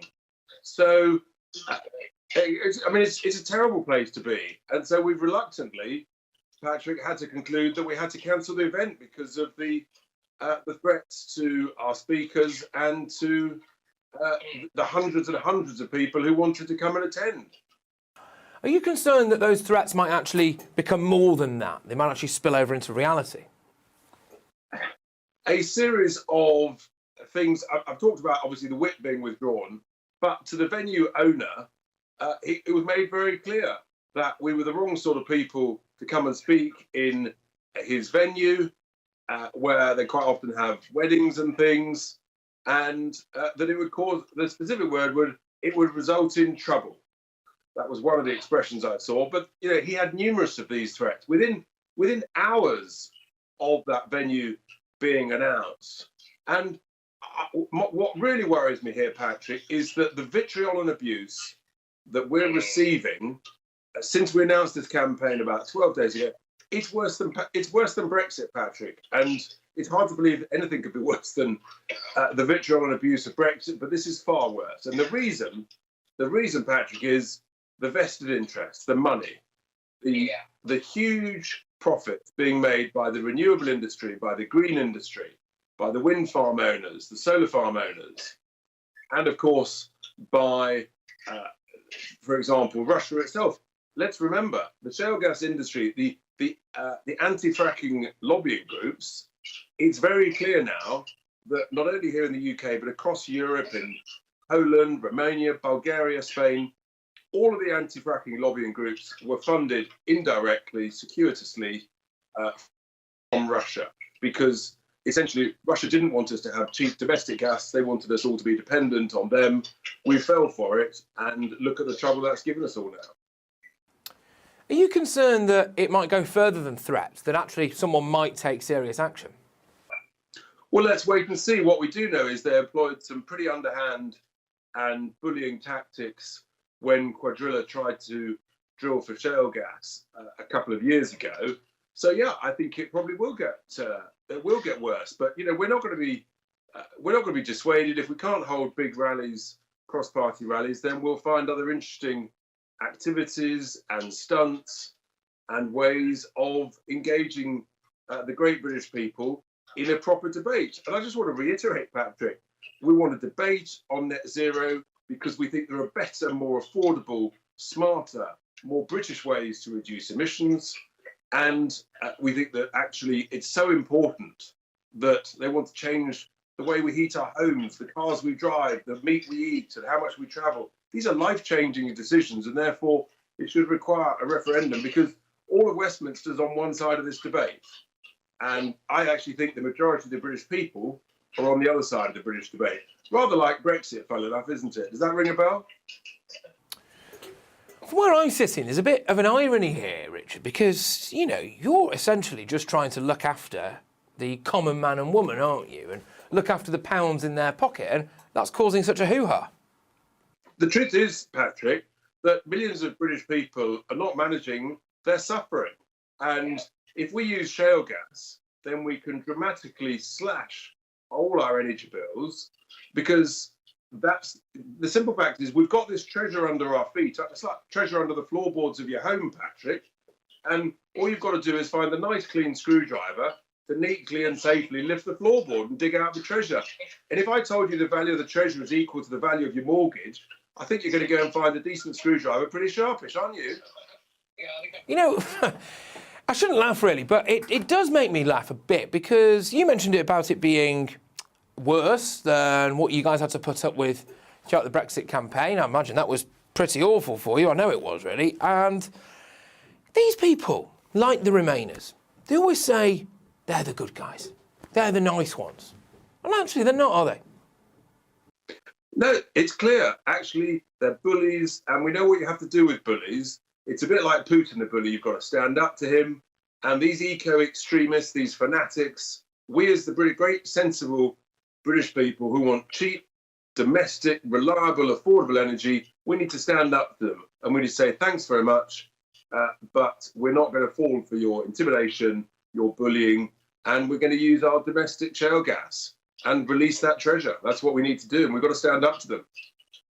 Look, Richard, thank you very much for making the time for us and going out of your way to do so. Good luck. I hope you stay safe and everything goes well for you. And thanks, of course, for giving us an exclusive right here on GB News. Yeah, really fascinating. Thank you very much, Richard, for making the time a little earlier in the day and for giving us that exclusive right here on Friday Night Feast about, frankly, the intimidation, the threats that's going around at the moment in British politics. And Tim, you know, obviously you were involved in politics for a heck of a long time, so you must know about this firsthand, I take it. It's got worse, and significantly worse, that if you dare speak out against climate targets and heat pumps, people are threatening to kill you. It's nuts. You thought this country would have learned with what happened to poor David Amess, or Sir David Amess, that political debate would be a lot more civilised and collegiate, and for Richard to get death threats for calling for a public vote, which may go against Richard Tice's interest. Of course. It's just a start. It's awful, awful. You know, this country needs to grow up and actually behave like adults and discuss and debate things and realise you'll win some and you'll lose some. Yeah, indeed. And it does all seem a little bit excessive, really. I mean, at the end of the day, like you've just said there, what he's calling for is a public vote. So, really, you just have to make that case, make your argument, and hope the public vote your way. And that works for both sides of it. So, I can't really quite see why people would get so angry about it that they actually would be willing to make death threats over this particular thing. Have you ever copped much hate? I've received death threats. Have you actually? Oh, absolutely. And I've sent a few myself. No, I have never sent a death threat. But I do think a death threat ain't what it used to be. Oh, really? You know, because I feel like a death threat back in the day was probably letters cut out of the newspaper, Oh, yeah. a bit of A4 stuck in an Bullet in envelope, the post. yeah, all that sort of stuff. And part of the thing is that when the cost of communicating across the world instantly to anyone you want is so cheap, it's free, and it takes no time at all, people's sort of vicissitudes of their bad moods and their dark elements is coming to the fore. So I think that death threats are kind of here to stay. It's disgusting. It's a horrible thing to say to someone. I don't think it means that people are actually going to try and kill people most of the time. Well, you can think 99 out of 100 won't, but it's the one that does that is terrifying. But Tim, certainly I'm not an apologist for death threats. No, of course. But I do think that while I sympathise with the gentleman you're interviewing, and the tenor of certain debates has gotten so tense at the same well, there is toxicity everywhere, but I do think like this is part of the way that some people communicate. The people sending death threats, by the way, are not serious participants in discussion. You know, that's why they're sending death threats. These are people who are dispossessed and who feel powerless, not to excuse their conduct. No, I know what you mean. But yeah, so I feel bad for him. I feel bad for the type of person that wants to express himself in that way. Yeah, do we lose good people from going into politics as a result of this? Because actually, you know, I look at it sometimes and I think, what's the point, right? The money's all right, don't get me wrong, it's fine. It's more than what a lot of people are on, of course. Expenses package, yeah, OK, fine. It's a lot of work. It can ruin your family life. You get, you know, hounded by the press, potentially, on a regular basis. So your private life goes as well, and you absolutely cop it online. Yeah, I don't know why you do it anymore. I don't know why you do it anymore, unless you have a principle that you go in there to fight for day in and day out.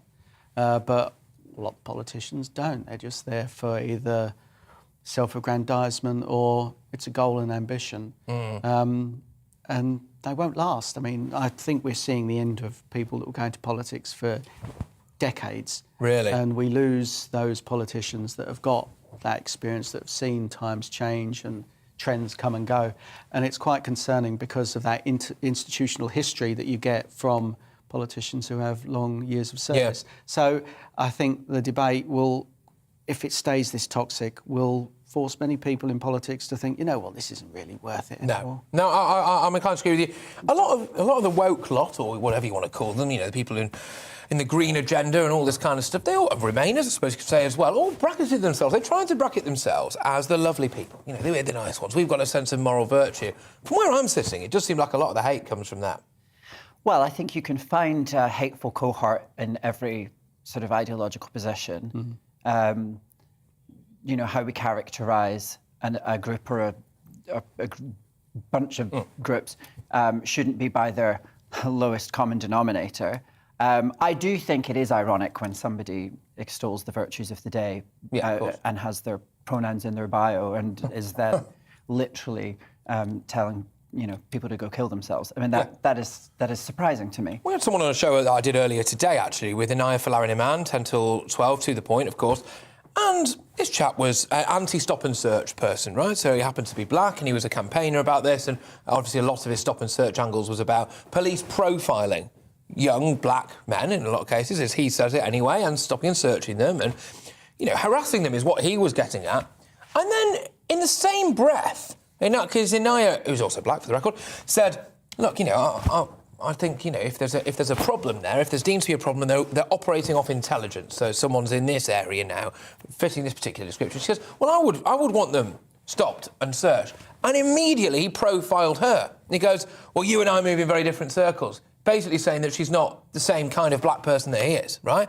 And that was just absolutely astonishing for me. And that really hammered it home. You're sitting there talking about the fact that people don't want to be pigeonholed. People can't be can't be bracketed in this way or things assumed about the type of person that they are or the character that they are. And he's just done it straight away. I find it absolutely shocking. But anyway, we're going to move away from that now. You can, of course, watch that online. But Western governments and companies need to be on a heightened state of preparedness for the high probability of cyber attacks. So economic sanctions on Russia are beginning to bite, and that's according to a senior cybersecurity expert. Critical national infrastructure and the banking sector could be the main targets, with experts warning there are still some inherent weaknesses in these systems. Our security editor, Mark White, examines the risks and the likelihood of a major cyber attack on the West in the months ahead. Quite understandably, the world's focus of late has been on the destructive power and human cost of Russia's conventional warfare. But experts warn we mustn't underestimate the power of Russia's cyber capabilities. Although the threat from cyber warfare can seem quite abstract, it has potential real-world consequences, with the ability to cripple power supplies. Health services have been significantly disrupted in the past, and the technology at the heart of the West's aviation sector is at risk. Apart from an attack on some of Ukraine's critical systems in the initial stages of the invasion, there has been no concerted effort by Russia to attack Western infrastructure in recent weeks. But as economic sanctions begin to take a real stranglehold on Moscow, Vladimir Putin is increasingly likely, we're told, to unleash his cyber capabilities. I would say there's a fairly high probability, based upon the types of grey warfare, the hybrid warfare that Putin and the Kremlin have been executing against others in the space, to coerce and to bully its neighbours or adversaries. I think it's a weapon that's being held in reserve right now, but we certainly need to be on a heightened level of preparedness. The West's banking sector is also at risk, especially as Russia has been kicked out of the SWIFT international payment system. And Russia's network of criminal gangs is another potent tool in Putin's armoury. As well as being one of the most formidable cyber powers in terms of government capabilities, Russia also has the largest concentration by far of serious organised cybercrime on the planet. And before the invasion in 2021, we saw those criminals disrupt petrol supplies in the US, healthcare in Ireland, schools in England, food retail in Sweden. The list goes on. If the Russian state were to, if you like, unleash its ransomware capabilities, its cyber criminal capabilities, then that could get, whilst not catastrophic, that could get pretty unpleasant. Although the West's computer systems are better protected these days, there are still inherent weaknesses. vulnerabilities adversaries would look to exploit. A lot has been done to shore up a lot of the critical infrastructure across the UK, particularly the NHS. There are still gaps in the fabric, there are still chinks in the armour that we need to be aware exist, and we need to take precautions, compensating security controls, for example, in order to ensure that perpetrators can't get through that armour. For now, Russia's main focus is on the conventional battlefield. Any cyber attack would almost certainly provoke a response in kind from the West. In fact, in the cyber domain, Russia is already fighting off multiple attacks from Western computer hackers who've turned away from their traditional targets of big business and government at home, focusing their disruptive talents on Moscow instead. Yeah, thank you very much, Mark White. Scary times that we're living in, isn't it? But after the break, we're going to lighten the mood a little bit more. I'll have a good rummage around your part. Yeah, you heard. As I look at some of the strangest newspaper stories, local journalism. I love local journalism. I miss it dearly, and I want to highlight it as much as I possibly can. You always get the weirdest, wackiest, most wonderful stories out of the local press. We're going to be having a look at those. I'll see you in 2 minutes.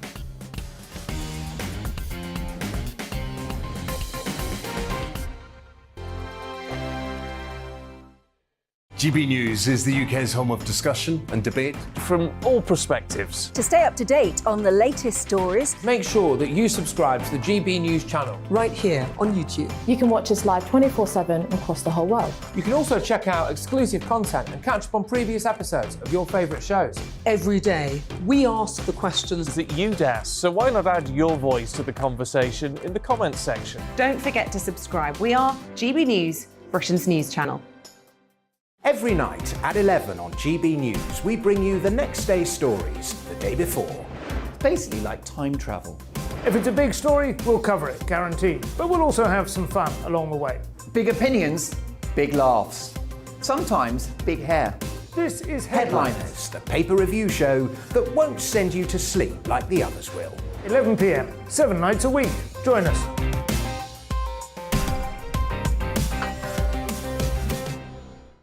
Hello there, I'm Eamon Holmes. And I'm Isabel Webster. And we hope you can join us for Breakfast with Eamon and Isabel. You make me laugh out loud, belly laugh. Is that important first thing in the morning? Yeah, absolutely. And there's me trying to be deadly serious. News is a serious business. Yeah, I have to rein you in sometimes. Well, it doesn't stop us laughing at it. It doesn't stop us having an opinion on what's going on. Yeah. And it certainly will not stop us reflecting what you think. Weekdays from 6 to 9:30 on GB News. I'm Dan Wootton. Join me Monday to Thursday from 9 to 11 for the feistiest and most fun news debate on TV, where free speech reigns. I'll bring you a sharp take on the day's biggest stories, bombshell newsmaker interviews, and A-list guests. And I guarantee you, no spin, no bias, no censorship, and no reason to go to bed. That's Dan Wootton Tonight, Monday to Thursdays from 9 on GB News.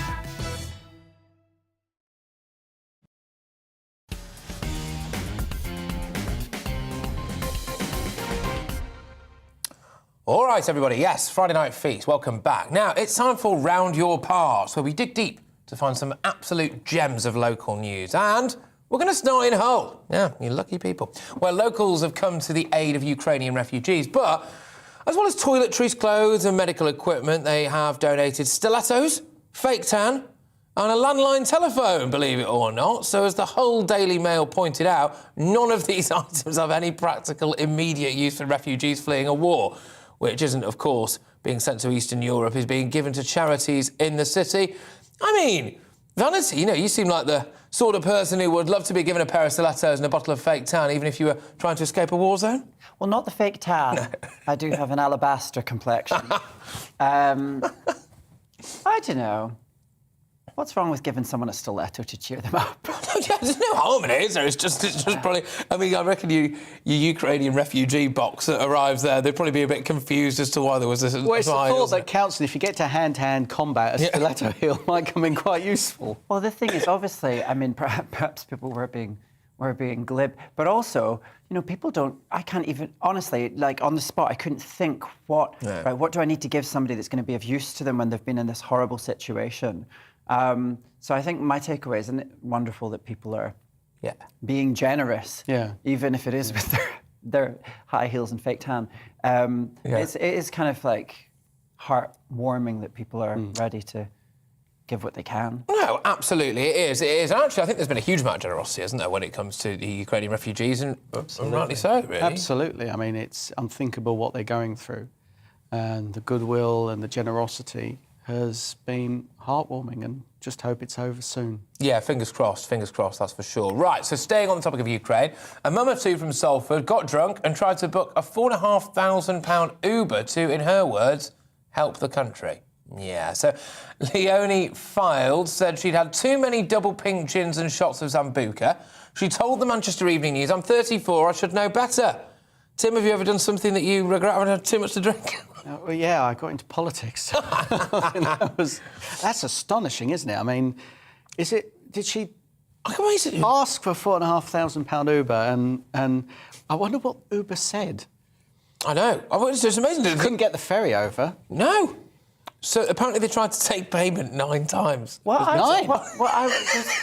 a couple of things I want to know, because first of all, I've noticed that Uber have changed they charge you before the journey now. So obviously this is, how that didn't pan out. But how do we know about this? She told us. Did she release a press release about her drunken antics? Because, I mean, there's a narcissism in there which can be reckoned with her and her therapist. But also, I've done things that are far more outrageous than that when drunk. Like what? Absolutely. Well, you can get a helicopter on Uber. Really? Did you know that? Did you get one? No, I don't have $4,500 or whatever it cost. That. Look, if she had got in the Uber and it had taken her, that's a news story. Well, the thing is that's not a news but wait, story. just do the karaoke or just go and get a kebab, but thinking after you've had a skinful, I'm going to get. I've got to go and help the country. I've got to go. Also, did they need her? What's she going to do? Right, I'm going to go there. I'm just going to get shot at. Well, actually, if you'd pick under the surface of it, and I don't know this woman, so I could be wrong, but I find it a little grotesque. I mean, really, she gets drunk and what, in her drunken frame of mind, wants to go to Ukraine and what, have a night out there? It seems trivialising that she did this. It seems trivialising that she notified the newspapers herself. Yeah. Dare I say, it is beneath me to discuss it on national television. Oh, well, on that note, we'll head over to Swindon, which is definitely not beneath you, I'm sure. Anyway, some of them have been. Oh, there we go. As locals have thrown a second birthday party for roadworks that started in March 2020, but still haven't finished. So the roadworks were originally scheduled to last just 12 weeks, but 2 years on, residents held up a happy birthday banner and even bought a longer cake. There's a bridge in Cheadle, right, which is a place in Cheshire which is near where I grew up. And this bridge it's barely even a bridge, right? It goes over a stream, essentially.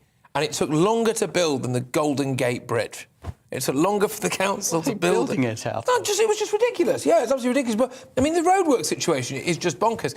Every single bit of the M6, pretty much, for the last 4 or 5 years, as far as I can see, has always had roadworks on it. Yeah. Always had roadworks. And they put those signs up, don't they, of course, about, please drive carefully, my daddy works here. No, he doesn't. We've never seen him. This hasn't been finished. I don't know where your dad is, son, but he's not here. Right? But anyway, yeah, roadworks, terrible things. Yes, they are a menace to us all. I think, but I like this. They've got in touch with the local paper, because actually it's a form of protest, isn't it? Yeah. It's saying, look, holding up an ironic banner and... Yeah, it must be very frustrating. For 2 years, I mean, it stretches the imagination to think a local authority has not done anything about a single pothole for 2 years. Yeah. And, there's questions that need to be asked there, but it's pretty humiliating if you're the councillor for the area and the local authority. Yeah. And they've gone about it the right way, because they could have got very angry and said, well, we're terrible and we're going to be really aggressive to you. But instead they're using traditional British humour and taking it in their stride. And that's how political debate should be if you disagree. All they need now is Rod Stewart. Yeah, that's true. Do you know what? And I mean, I'm sure Rod Stewart's busy doing whatever he does. Potholes. Well, but you know how people want to take on a cause? Yeah. There's a cause to take on. It actually affects people's lives in an immediate sense. Come on, Rod. Yeah. Do your bit for give something back, Rod. Anyway, our last stop on the tour of the UK is Birmingham, where a man caused almost £15,000 worth of disruption after blocking a train track while he rolled a joint. Yep, that's right. Matthew Dean refused to move out of the way of a train when he was arrested, he admitted he'd done a stupid thing. Dean's defence counsel told Birmingham Magistrates Court that he was a lonely, sad man. And you imagine the defence going, look, Your Honour, look at this pathetic specimen that you see before you today. This guy is hopeless. He's terrible. You know, he hasn't got anything good in his life. I'd be sat there thinking, hang on a minute, am I paying you for this, you know? Probably not. I mean, that's got legal aid written all over it. It does indeed. Dare I ask if you've ever been in court? I haven't, no. No. No, I haven't. No, haven't been in court. Haven't even rolled a spliff, if you can imagine. Each their own. I feel bad for him. A lonely, sad man. I hope he enjoyed his joint. Yeah, exactly. I imagine it probably took the edge off. But yeah, no, it was. Yeah, people just do incredibly stupid things, don't they? But I can't imagine not moving out of the way for a train. To be fair, that is quite dangerous. It's quite excessive. Yeah. Yeah, I mean, I used to, again, when I was working up in local papers and things, I loved it because one of the things I'd have to do is every single week I'd end up in a magistrate's court, right, which is not me personally, but I quite often see my mates there, actually. And people would turn up. One guy just turned up. He listed his address as The Woods, right, and he had all of his possessions in a fishing net over his shoulder. But I think you see the bad side of our justice system as well. It was one case 3 days before Christmas, and a woman who'd stolen a 75-pence candle got sent down for Christmas. She had 3 kids. And I thought, all right, look, did we really need to do that? But it is fascinating, actually, going to court and seeing the levers of legal power, I think, really. Well, there is... I inquired about becoming a magistrate, and the hoops and hurdles, it takes 18 months, and they wonder why they've got a backlog and they can't get enough magistrates. I mean, they need to look at the process, not to water down the rigour involved in selecting and appointing magistrates, but come on, 18 months. No, I agree, right. And they don't even have to be legally qualified. They've got a clerk for that. Well, they do. Actually, sometimes it's quite pathetic. It just seems like the clerk is basically the magistrate, really, a lot of the time. The clerk just hurries them into a room afterwards and just goes, well, here's the law. Well, no wonder, because they've got umpteen cases a day to get through and not enough people there. Indeed. Right, OK, well, that was round your parts, but now it's time for a bit of this.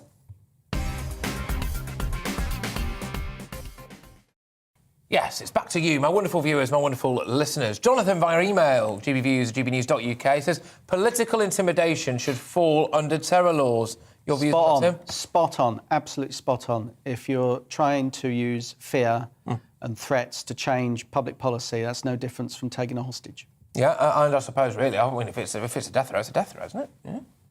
Yeah, I mean, I don't understand terror law enough to say whether or not it should or shouldn't fall under that, but it certainly off the bat sounds like pretty appropriate. Trying to instill terror is terrorism, so threatening someone's life is pretty and it's politically motivated. Yeah. You know, absolutely. Criminal. Yeah. I think you two should team up and go into politics. You know. I'll be a campaign take manager. on half a magistrate's role, because I have to admit, I don't really do mornings. Fantastic. Right, Samson's been in touch. Can you do a challenge somewhere in Gloucester? Well, yeah, do you want to narrow it down a bit, mate? just go to... The challenge will be finding Gloucester without a map, will it? I would happily do a challenge somewhere in Gloucester, but you need to tell me what you want me to do, and then I can maybe decide whether or not I want to do it. Is that where they do cheese rolling? You know, cheese rolling? You've just landed yourself in trouble there after the wrestling and the boxing. I thought you'd been through enough. Now you're going into cheese rolling down hills in Gloucester. Is it the real big roll up big wheel of cheese? Yeah. Now that I would like to have some cheese. By the way, I have to say, for a show that's called Friday Night Feast, a bowl of Marks and Spencer's, tortilla chips, cheese Doritos. Well, it's non-stop glamour here. Does not a feast make? It does and not. And I think, unless mine eyes have mistaken me, I did see that there were dips on a previous episode. And we have been denied dips for what reason, Patrick? I think... inflation. Inflation. It's inflation. Thank you very much, Tim. Cheers, Tim. It's inflation. We've all got to cut our cloth. We know that loads of people watching now and listening now can't afford any dips themselves. Right, and so we didn't want to seem like we were living it up too much. That's true. You've added the glamour, OK? And we can leave it at that. That's true. So I'm here instead of guacamole. In a way, yes, in a way. Good stuff. So I hear the weirdest things in my ear when I'm doing shows, right? So obviously I get a little bit of communication from elsewhere, a little bit of help, some would say, and I just heard then, there is cheese rolling in or near Gloucester. OK, all right, well, it looks like that's what I'm going to be doing Well, then. it's either that or the shadow jumping. Yeah, shadow jumping, exactly. Yes, thank you very much for that. Wonderful producer Steve. Now, Joanna on email says you are... Oh, here we go. Oh, it's just praise. Oh, no, it's not. You are such an energetic, fun person, but you can't dance. Well, let's have a look at you dancing. Joanna, you've got the email address. Take a video, send it in.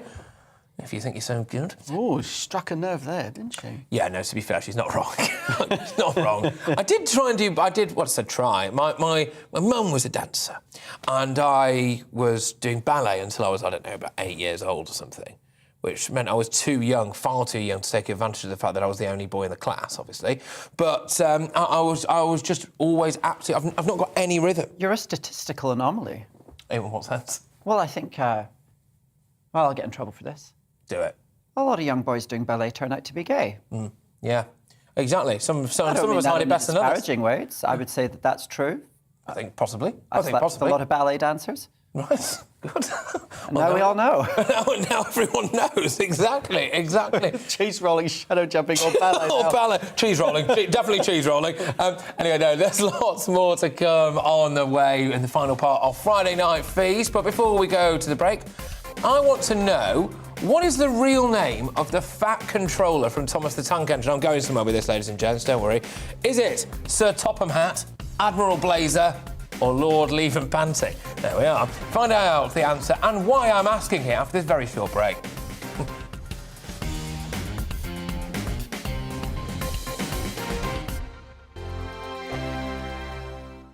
GB News is the UK's home of discussion and debate from all perspectives. To stay up to date on the latest stories, make sure that you subscribe to the GB News channel. Right here on YouTube. You can watch us live 24/7 across the whole world. You can also check out exclusive content and catch up on previous episodes of your favourite shows. Every day, we ask the questions that you'd ask, so why not add your voice to the conversation in the comments section? Don't forget to subscribe. We are GB News, Britain's news channel. Every night at 11 on GB News, we bring you the next day's stories the day before. Basically like time travel.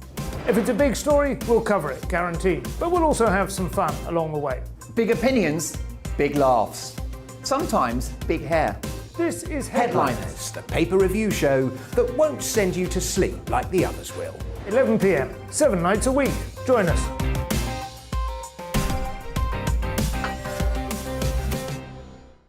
Hello there, I'm Eamon Holmes. And I'm Isabel Webster. And we hope you can join us for...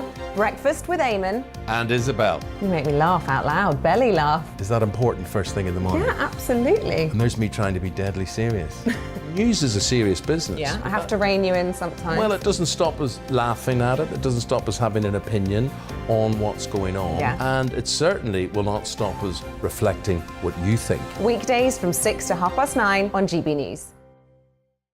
I'm Dan Wootton. Join me Monday to Thursday from 9 to 11 for the feistiest and most fun news debate on TV, where free speech reigns. I'll bring you a sharp take on the day's biggest stories, bombshell newsmaker interviews, and A-list guests.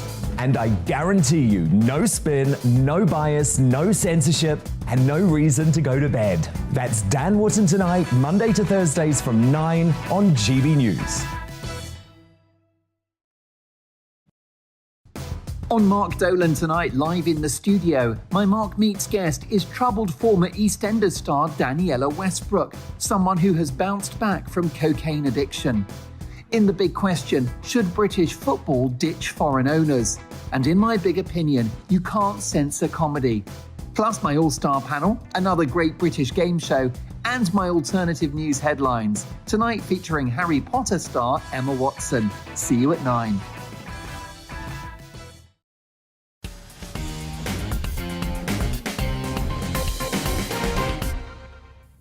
Yes, everybody, welcome back. Now, before the break, I asked you can see it there on your screen, what is the real name of the fat controller from Thomas the Tank Engine? And the answer is A, Sir Topham Hatt. So it wasn't Sir Leave and Panting, which I thought was a bit beneath the belt, but there we go. Yes, so the reason why I'm asking you all this, as you all know, my regular viewers, my regular listeners, yes, it's time for Patrick's fake news. So I go and make up a story and ask the great British public what they really think of it. And this week, it's a savage attack on a children's classic. Here's how it went. The Tank Engine, they're going to make him gender neutral. Are you bothered? Yeah. Why? Well, because he's not gender neutral, is he? No. He's Thomas the Tank Engine. He is. I don't know, it's interesting. I don't think they really need to do it. But I've not really got a problem with them doing it. I don't think it's necessary because little children don't often worry about that kind of thing. It's just the image anyway. So I would have thought they'd be fine with him. I don't mind. No, it's going to be Tony with an I now. Tony the Tank Engine.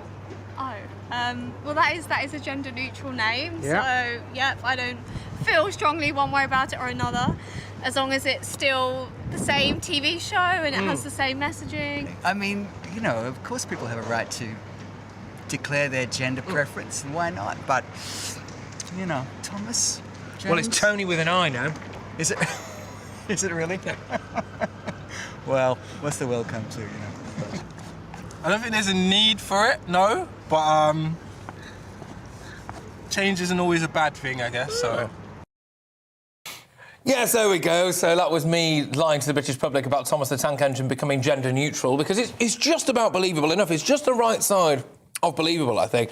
And actually, it sums up the news agenda at the minute, because it probably is a matter of time. You know, I think it would be a matter of time for Thomas the Tank Engine is gender neutral. But I did really enjoy how angry a couple of people got about that. He's a tank engine. You can't do that. I grew up with him, like losing a brother. That's not the story. The story is who was that man at the end? He was very handsome. Where have you found such a man? Well, actually, he was on the show last week as well. And so, from what I can gather, if you want to really, you know, look into this... I'm not going to hunt him down. You can lie all you want. But if he's watching... Who's then? He actually is watching, because he asked what time he was going to be on the telly. Because I got him last week. So last week, right, he was eating the same meal, the same M&S meal deal. Other meal deals are available. And he was in the same place, and he was there again. So I think we're going to make a weekly thing of it. So you can come with me next time if you want. Maybe I will. I think you probably will. But there we go. Yes. No, anyway, if you've got any other ideas, of course, Patrick's fake news, then make sure that you get in touch with me. GBViews, gbnews.uk, and let me con the British public. I've done a few decent ones so far. I did think maybe saying there was a new strain of COVID was probably... No, that would be too little bit close on the to the nose. knuckle. No, I did it then. Yeah. It's time now to meet our national treasure, that's right. And this week, it's a young boy who's doing his bit to help Ukrainian refugees. I love this segment of the show. We really try to shine a light on someone who's essentially normal, who maybe doesn't get all the plaudits that you would normally get all the time, you know. Someone who goes a bit under the radar. Anyway, it's 7-year-old Oscar Neal, and he's going to walk 13 miles around Mersey Island in Essex to raise money for charity. So we had an initial target of making £150, but this evening, more than £500 has been pledged on his Just Giving page. So I'm delighted to say, Oscar, and I believe his mum Kirsty, there we are, join me now. Thank you very, very much. You are this week's national treasure. Thank you very much for all that you're doing, and you get a round of applause for that from us all here. Amazing. So, Oscar, why did you decide that you wanted to raise money for Ukrainian refugees? Because I saw it on the news and I just wanted to help. Oh, fair enough. And you must be a very proud mum, Kirsty. Immensely proud. Yeah, this is the second time he's done something like this. He raised money last year for the Afghan refugees by selling drinks that he bought with his pocket money. So, yeah, very, very proud of him. Well, that's incredible. Now, Oscar, 13 miles is quite a long way. Have you really thought this through? Yeah, you got. It's a long way. Are you going to be able to do the walk, do you think, Oscar? Yeah. OK. All right, Kirsty, are you joining him as well? Unfortunately, yes. Me and Dad are joining in, and a lot of his rugby team are going to come along and support him. So, yeah, we're going to... it done hopefully in one day, in one go. Well, good effort and good luck, obviously. Now, there's a Just Giving page, as I understand it. Do you happen to know the exact address of it, or what's it called, or how people can donate? It's just on Just Giving, it's Kirsty Neal's Walk for the Ukrainian Refugees. Kirsty Neal's Walk for the Ukrainian Refugees. So, ladies and gentlemen, please delve into your pockets, give generously, do it for a good cause, and as well, you know, Oscar must be the talk of the town, is he? Yeah, he's been in the newspaper, the local newspaper. He's very, very proud of himself. thinks he's famous now, so... You are famous, Oscar. Don't let anyone tell you any different. You're on national television. How does it feel to be a superstar, Oscar? Good. Good stuff. All right. Thank you very, very much. I mean, I must say, I think you've charmed the nation. That's all. Now, good luck with your walk. And Oscar, I want you to make me a promise, if that's OK. You need to get in touch when you've done it, OK? Let us know, and we can get you back on, and we'll try and get you in the studio next time. All right? Is that OK? Does that sound like a deal? Yeah. Yeah. Yeah, happy boy? All right, good lad. Well done, Oscar. Thank you very much for all that you're doing. And Kirsty as well. Good stuff. Well done. Our national treasure. There you go. Oh, cutesy. Yeah, and I think stuff like this is great. Like, I do think we want young people to be civic-minded as they're growing up. I think his parents are doing a great job because they're encouraging this. Absolutely. And you know what I mean? It's something that you can do that it gives him a task to look forward to see to completion that we can all support him with. So, yeah. Absolutely. And it does, you know, sometimes, I don't want to sound, I just heard what I was about to say and I thought... Were you about to be saccharine? I was about to say something like, you know, we all learn so much from children, don't we? But actually, to be fair, there is an innocence about wonderful Oscar, and he's doing great work, you know. It's just pretty straightforward for Oscar, wasn't it? He saw something on the news, he thought, this is terrible, I'm going to do something about it. Oh, he saw a problem, he's looking to do something about it, he'll go far. Ah, there you go. You see, hey, we could have another Prime Minister in waiting there. But thank you very much, Oscar. Thank you very much, Kirsty, as well, for joining us. That was, of course, this week's National Treasure. Now, we are coming towards the end of this evening's show, but we've still got a bit of time left. And what for? Well, it's for Dog of the Week. This is where we try to rehome a rescue dog. Huh? That's right. And tonight, I'm hoping that we can help find a forever home for Thelma. So, oh, look at Thelma. There she is. Thelma is 8 years old. She's a Caucasian shepherd dog, apparently. And before going to many tears, she lived on a yard. And the rescue centre say that they're desperate to find her a perfect home. Well, joining me now to tell me a bit about this, and indeed Thelma, is Sylvia Van Atter from Many Tears Animal Rescue. Thank you so, so much for joining us, Sylvia. So come on, tell me a bit about Thelma, then. Well, when I first saw Thelma, she was living in somebody's backyard. She was supposed to be a breeding dog and also a guard dog. And she had about as much capability of being a guard dog as a guinea pig. She just is so sweet and gentle, wasn't doing them any good, so they didn't want her. She was absolutely covered in mud, it just coated in. It took us 3.5 hours to groom her. And she was so good, she just lay in the bath while we soaked the mud off her. And not once did she get upset with us. She's just such a lovely dog. She just needs a really quiet, gentle home. I don't want to put her with children because we have no history of her having met kids. But she's just the sweetest dog, really lovely. She's a bit arthritic, and I think that she needs to lose a few pounds too. Oh, well, hey, you know what? So do I. Don't worry about that. But it must be tricky, actually, trying to rehome a dog that's a little bit older, 8 years old. I mean, look, every dog deserves a good home, but it must be annoying for you, it must be annoying for you when people just come in and want puppies, don't they, all the time? They do. Lots of people do, but there's some wonderful people out there who can see how wonderful an older dog can be, and giving your heart to an old dog and him giving it or her giving it back to you, that's just wonderful. It's a fantastic feeling of helping these wonderful animals. There's nothing like a dog, nothing like having a dog, and should suit, you know, an old age pensioner who didn't have to walk so far, as long as they had backup if she needed to visit the vet, because she is like 60 kilos, and to get her in and out of a car is going to be like a weightlifter's job. Well, gosh, she likes her grub, so I take it she's got no dietary requirements then, no special dietary requirements, apart from wanting lots of it, and she doesn't need much walking, so that's, you know, these are big pluses for a lot of people, and she seems, like you said there, very gentle, very kind and very loving, so, I mean, actually, she would make a tremendous companion for someone. If they do want to go and give Thelma a forever home, Sylvia, how do they get in touch with Many Tears Animal Rescue? OK, they just go on our website, which is Many Tears Rescue. They'll find it easily. And then they put in the find bar Thelma's name, and then they put in an application. Somebody will ring them. So it's we've got to find the right home for her, of course, for her sake and whoever. Yeah. Absolutely. Right, OK, well, look, you need to make sure that you keep us posted, OK? We always like to track the progress of the dogs that we try to rehome, and we've got some interest in a couple of the ones from a few weeks ago. I think Forrest was a bit of a tricky purchase in the end because he's had some rather special needs. But, however, it certainly looks like Thelma might find a home a little bit more easily. So thank you very, very much. And, of course, that's the Dog of the Week, Thelma. And that was, of course, Sylvia Van Atter from Many Tears Animal Rescue. You a dog lover? Yeah, they're fine. I was going to say that this Dog of the Week is a parochial segment, but then I did remember that I have judged penis length competitions in basement bars, and so really, who am I to judge? Well, I mean, you sound like a fantastic choice to judge, by the way. Yes. Yes, you really will turn up to anything, won't you? Are you ever going to do a cat of the week?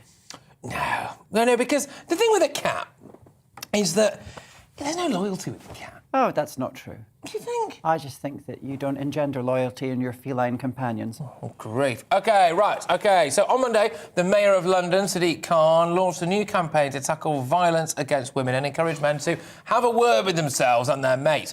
So here's the video that accompanies this campaign. I've not eaten anything all day, bruv. You know what? I can do this. Oh, Lee! Jacob always paying for it all. Text me when you get home, OK?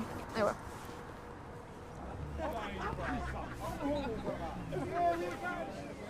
I'm paying. Come on, how much?